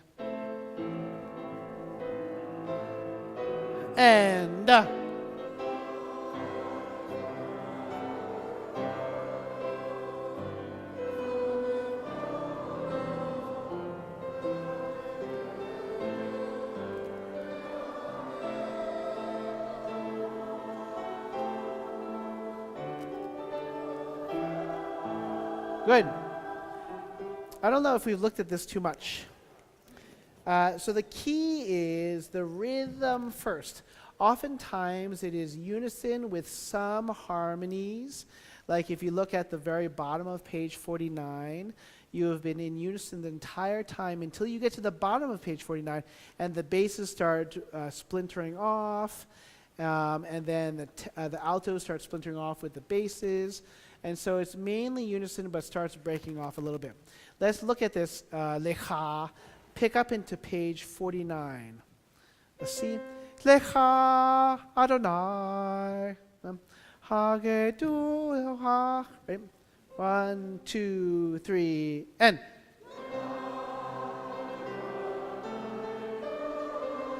And. And. And. Good. Not bad. And Adonai hagedu le la vehage vuhura ta ta ta ti ta ta vehatif eres. Oh, you have that rhythm. Ta ta ta ta da ta ta ta ta ta da ta. Right? See if you can get that. Lech leha. Pick up to page 49. Page 49. 1, 2, and da. And. And breath. And. Good. And.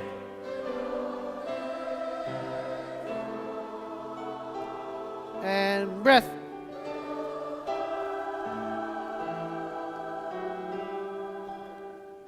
Yeah, good. Now, the bar before 50, make sure that you're thinking in 4 and you don't get confused. 1, 2, key, key, right? That's excellent.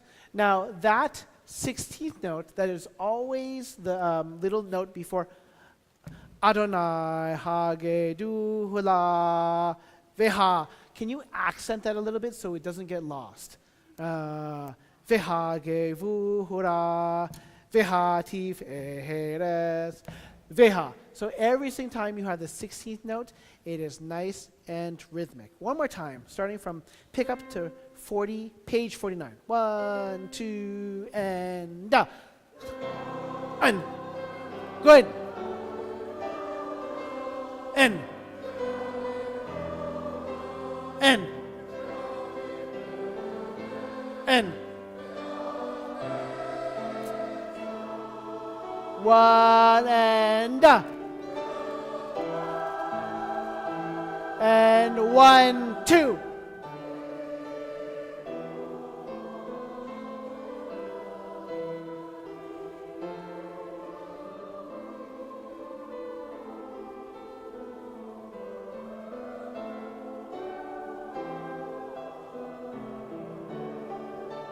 And.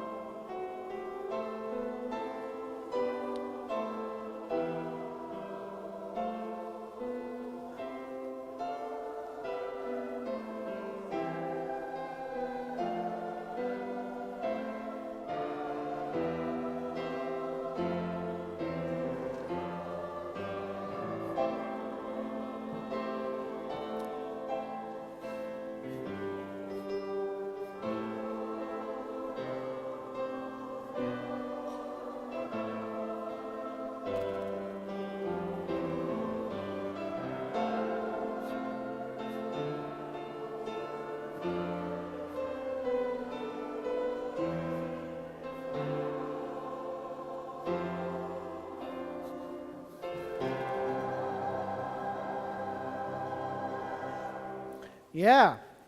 The Rosh. Let's do the last chord. Now listen to this chord progression that Ty's going to play. First the chord is. Sorry, I just do the Le Roche, the literally last 2 chords. Yeah. Right? And now normal music harmony, that's not a normal chord. We call it a plagal progression rather than an authentic progression. But listen to it again.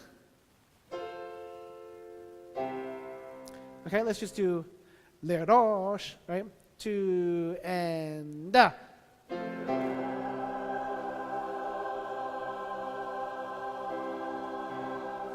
Yeah, nice, beautiful C major chord. Now, as always, those 16th notes, the short notes, tend to get a little bit lost.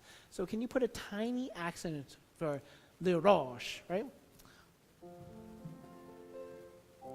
2 and da. Let's just do the first chord, the short chord, but sustain it for now. And then change. Excellent. Well, what was the end of the note? Shh, right? Le roche, right? All right. Le roche, right? Here we go. 2 and da. Now let's go le roche. That's slow. 2 and da. Now let's go literally only one bar back before that and listen to Tai play it. It is the same thing, but it is sort of winding up to that C major chord. Listen to Tai play it first.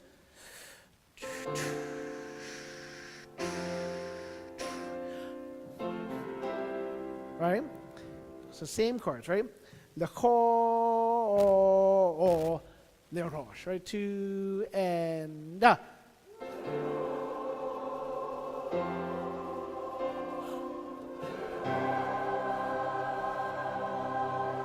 Now looking up, don't sing, but look up. Le ho, le roche. Take a huge breath before we sing that last triumphant plagal cadence, right? What's the first notes that they sing again? Yeah, 2 and da.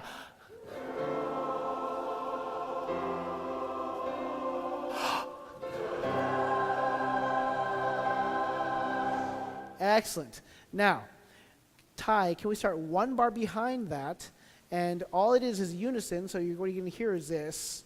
And T, ta, di, ti, di, ti, ti, ti, P, T. Yeah, let's all sing that. Okay? And sit. And and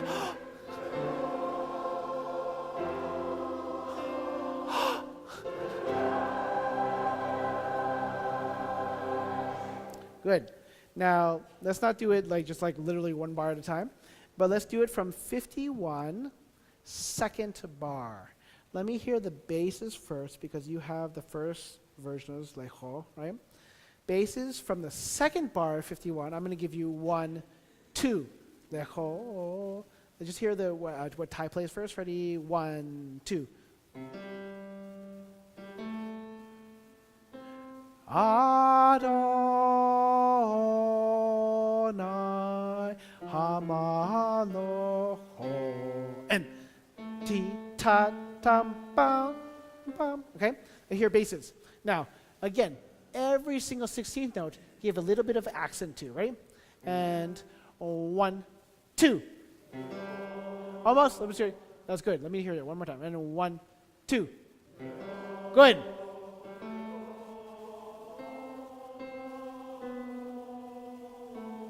Excellent. And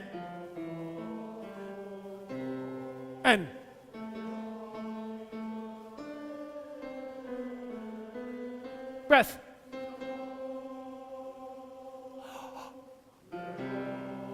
That's excellent. Now altos, let me hear you alone because you go 1, 2, 3. Lejo, right? And then play a little bit of the line for a second. 1, 2, 3. Bum bum. Bum bum. 2, 3.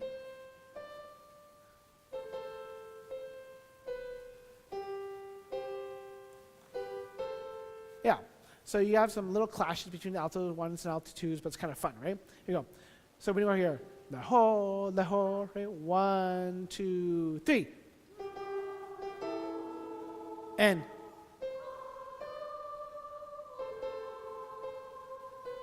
that's it. Yeah. Hamam no ho. Right? And make sure that you have ta tam bam bam. Good eighth note. That was really good. Can I hear the tenors and sopranos together because you sing very similar parts? Okay. All right. 1, 2, 3, 4. N. N. N.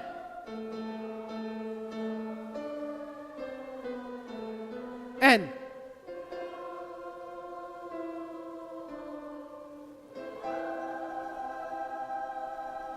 Good. Yeah. Oh, excellent ending consonants. Great. So we're going to hear basses go 1, 2, leho, leho, leho, right? We're going to hear all those three entrances. Let's try it together. Leho Adonai, ready? One, I'll give you 1, 2. 1, 2. Yeah, good. Let's just do that. Leho, leho, leho, ready? And 1, 2. That's it. That was excellent. Okay? Now a little less academic. I hear leho, leho, leho. Good job, everybody. It has to have a little bit more triumph to it. Ready? And 1, 2. Go on.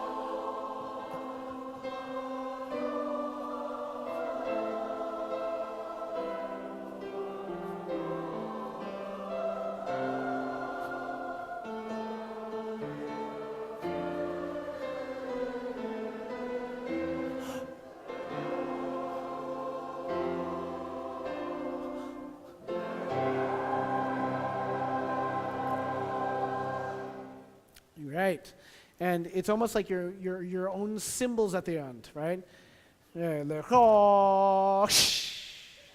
Right? So remember, it's very, very, very triumphant, okay? Let's try one more time. Same thing. That's really excellent. Excellent. And 1, 2. And.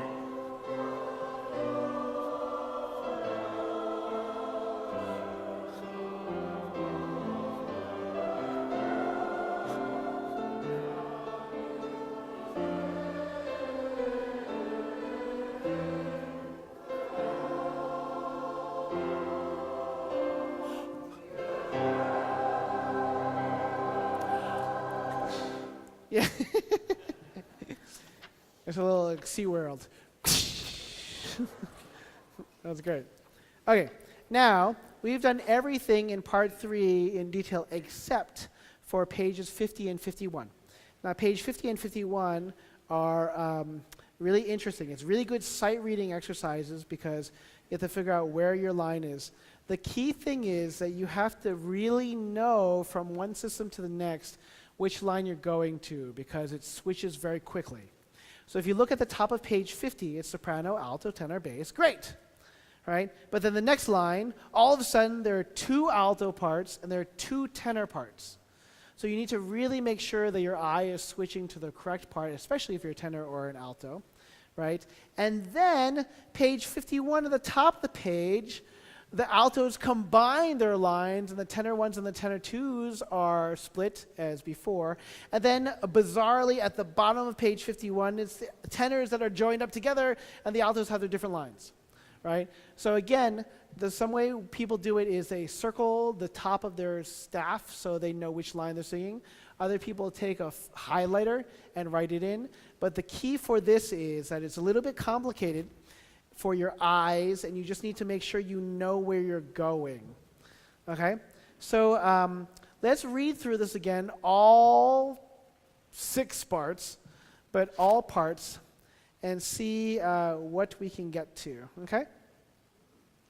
This is going to be page 50, the top of the page, 3rd beat. So we're going to start with the soprano, alto, and tenors, key, and then the bass is on the 4th beat of key, but I'm going to give you 1, 2, key, key, hold, ba, okay? And we'll just read it through first and stumble through and see what happens, right? There you go. And 1, 2.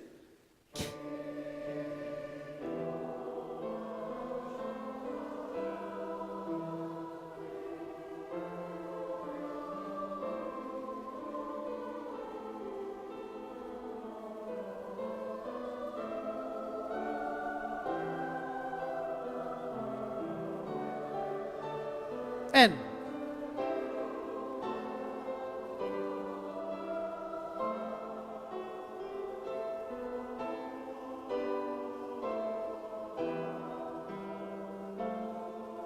And 1.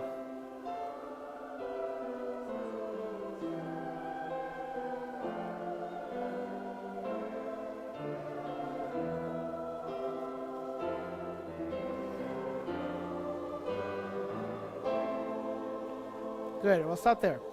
So the way I think about it is in 3 major sections. So page 50 primarily is one section, but the last bar of page 50 starts the next section when you have the 16 notes. So let's break it down. Page 50, the top of the page. Ki, chol, ba, shema, yim, yu, vo, a, va, a. Sorry, yu, va, a, right? Ki. Let's do just that. Everybody sing their parts. Same thing as we did before. I will start on the 3rd beat with the sopranos, altos, and tenors. Basses coming in on the 4th beat, so we should hear a good k for key, and then just reading. And 1, 2.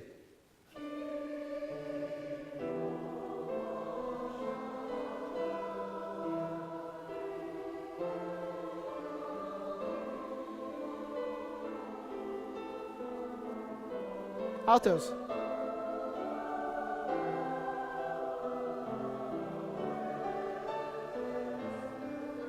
Good. Now, by far, I hear almost every single line there absolutely gorgeously, okay? Now, I want you to notice some of the dynamics. We have meno forte, and meno forte is not a dynamic.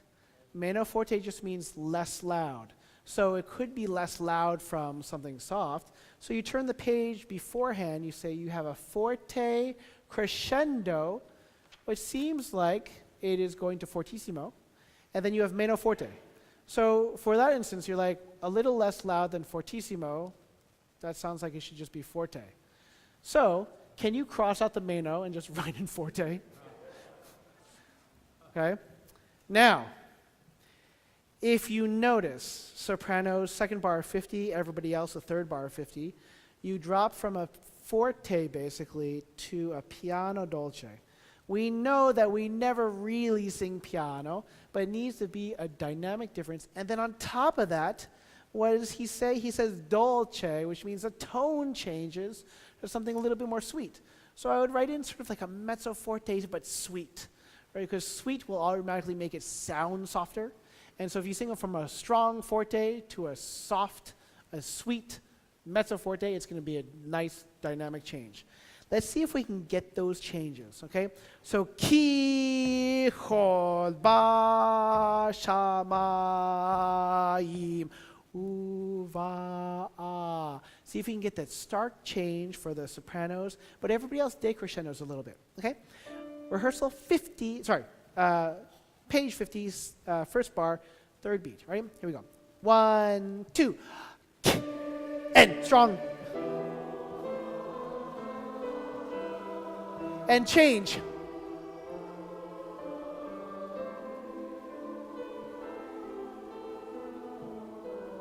Crescendo.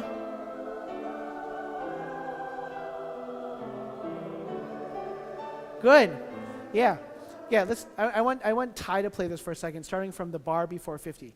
Now just listen to this change. Ready? From the real start of the page. And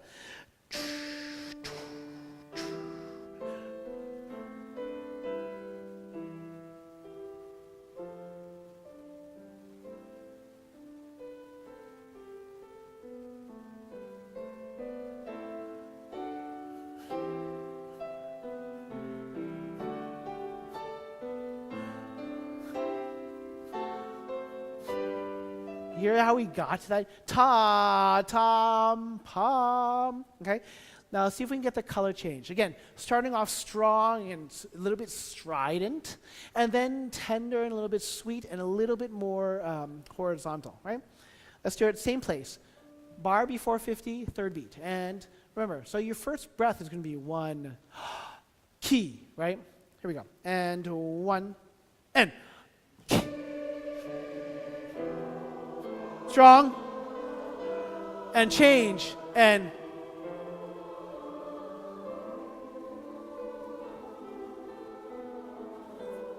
Now crescendo. Tenors. And.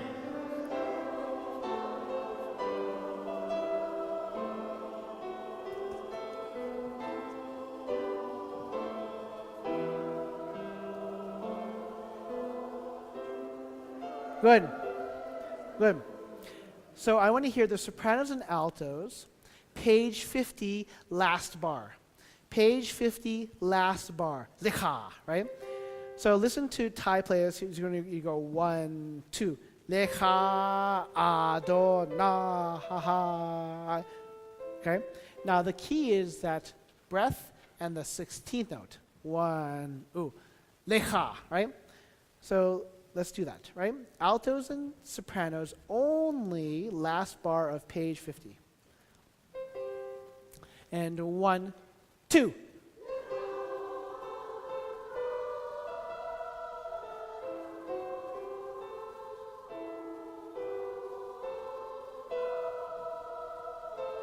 And breath. That's it.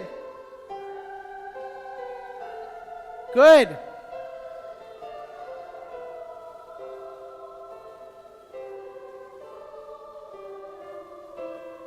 That was fantastic. That was fantastic. I want to do basses now alone.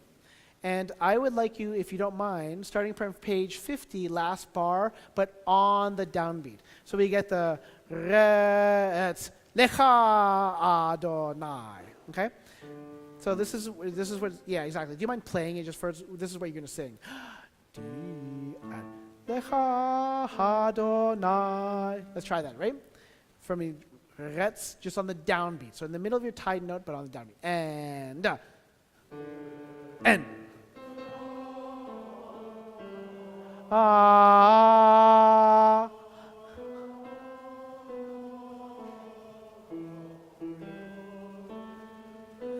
1 and 2 and 3. Excellent.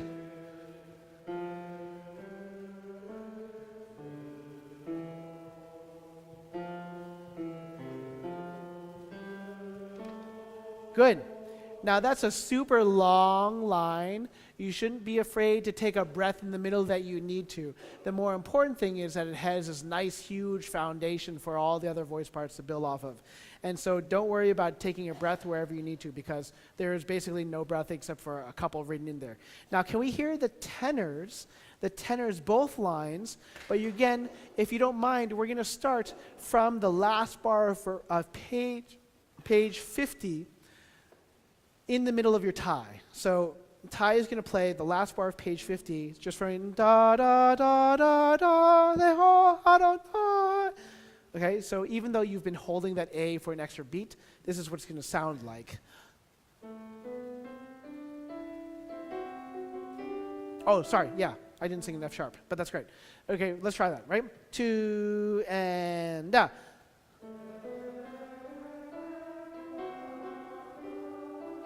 Good.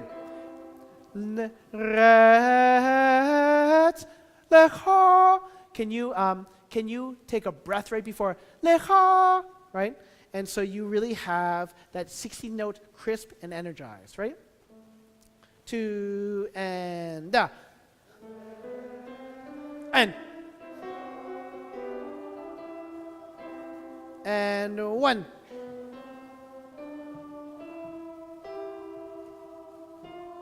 And 1.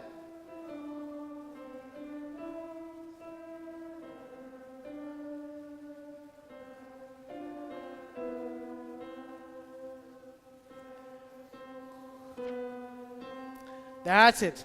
That's great. That's great. Let's like everybody. And then so what we're going to do is everybody's going to start from page 50 last bar. Except the tenors and basses are going to start like we did in rehearsal from the downbeat, and the altos and sopranos are going to come in on the third beat. So Ty, do you mind playing what it's going to sound like? Yeah, it's going to sound like this. Yeah. Right? Yeah. Lecha. Okay? Here we go. Basses and tenors. Here's your notes. Dam, ba. Right? And 2 and. Yeah, right. Yeah, but sopranos and altos, you're going to come in, you're going to go 1 and 2, lecha, right? Here's your opening notes for the sopranos and altos too, right? And basses, tenors, and blah.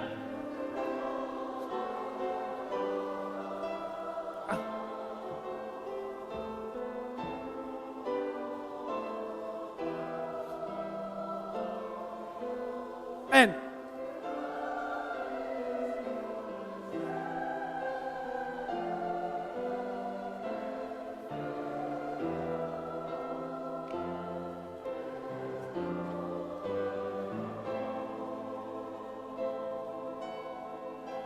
breath.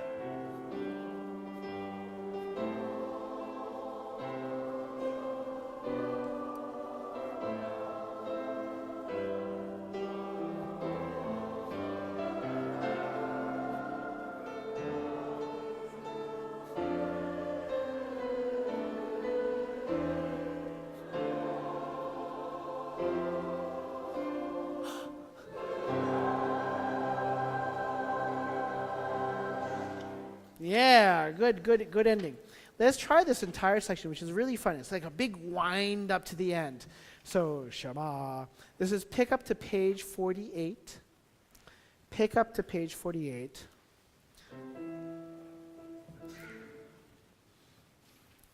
And again, it's something very sort of triumphant, celebratory, and full and rich. You're all singing together, and if you're not singing together, it's because it's like trumpets. Ta ta ta pa pam pa pam, right? 1, 1, 2, what? 1, 2, 3. Okay. Wait, what's going on? Okay. 1, 2, 3. And and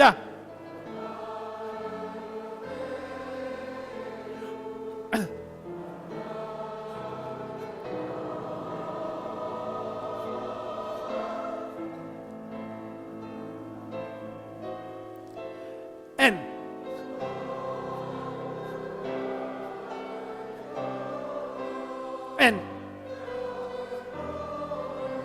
and and and 3. Here we go. 1, 2.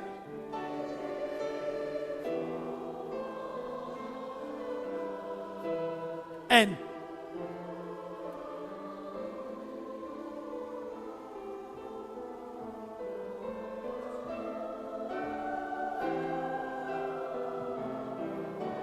one and 2.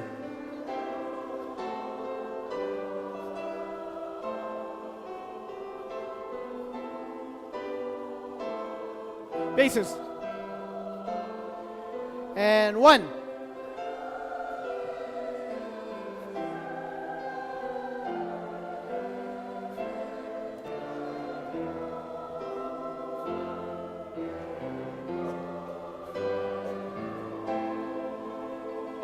Basses, 1, 2. Altos, sopranos and tenors.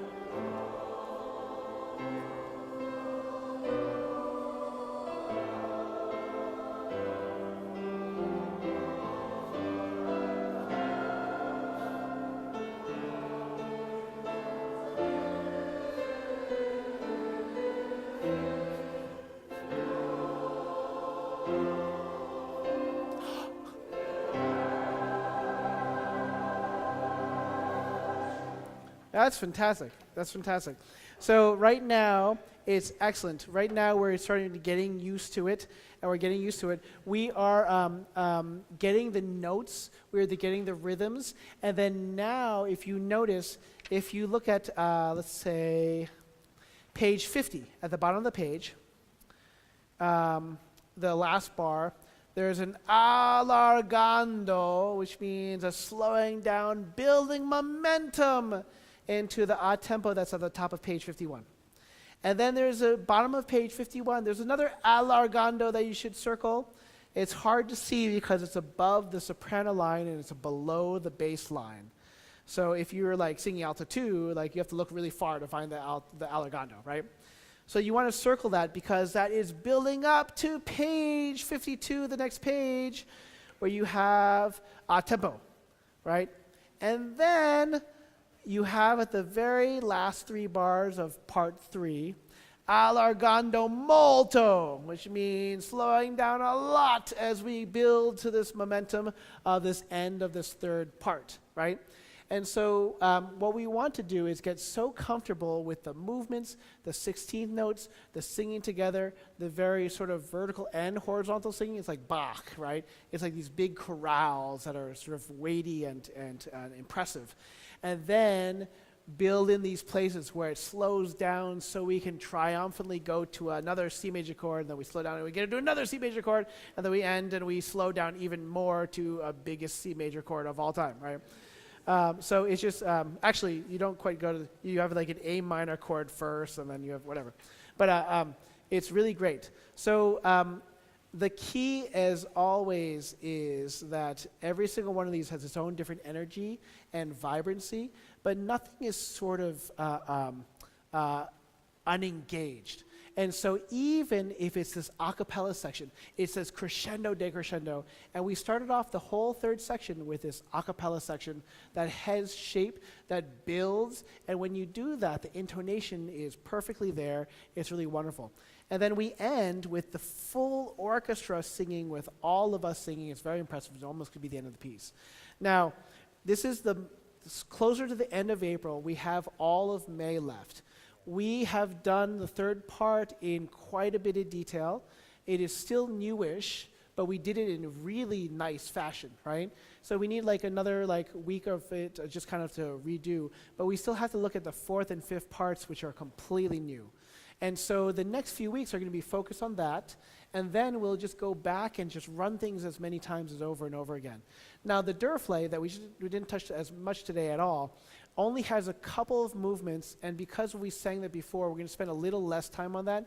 But don't worry, we're going to go back, and again, when we get to what I call the third third of our rehearsal period, which is our running over and over again, that's going to be a lot of the Durflay as well.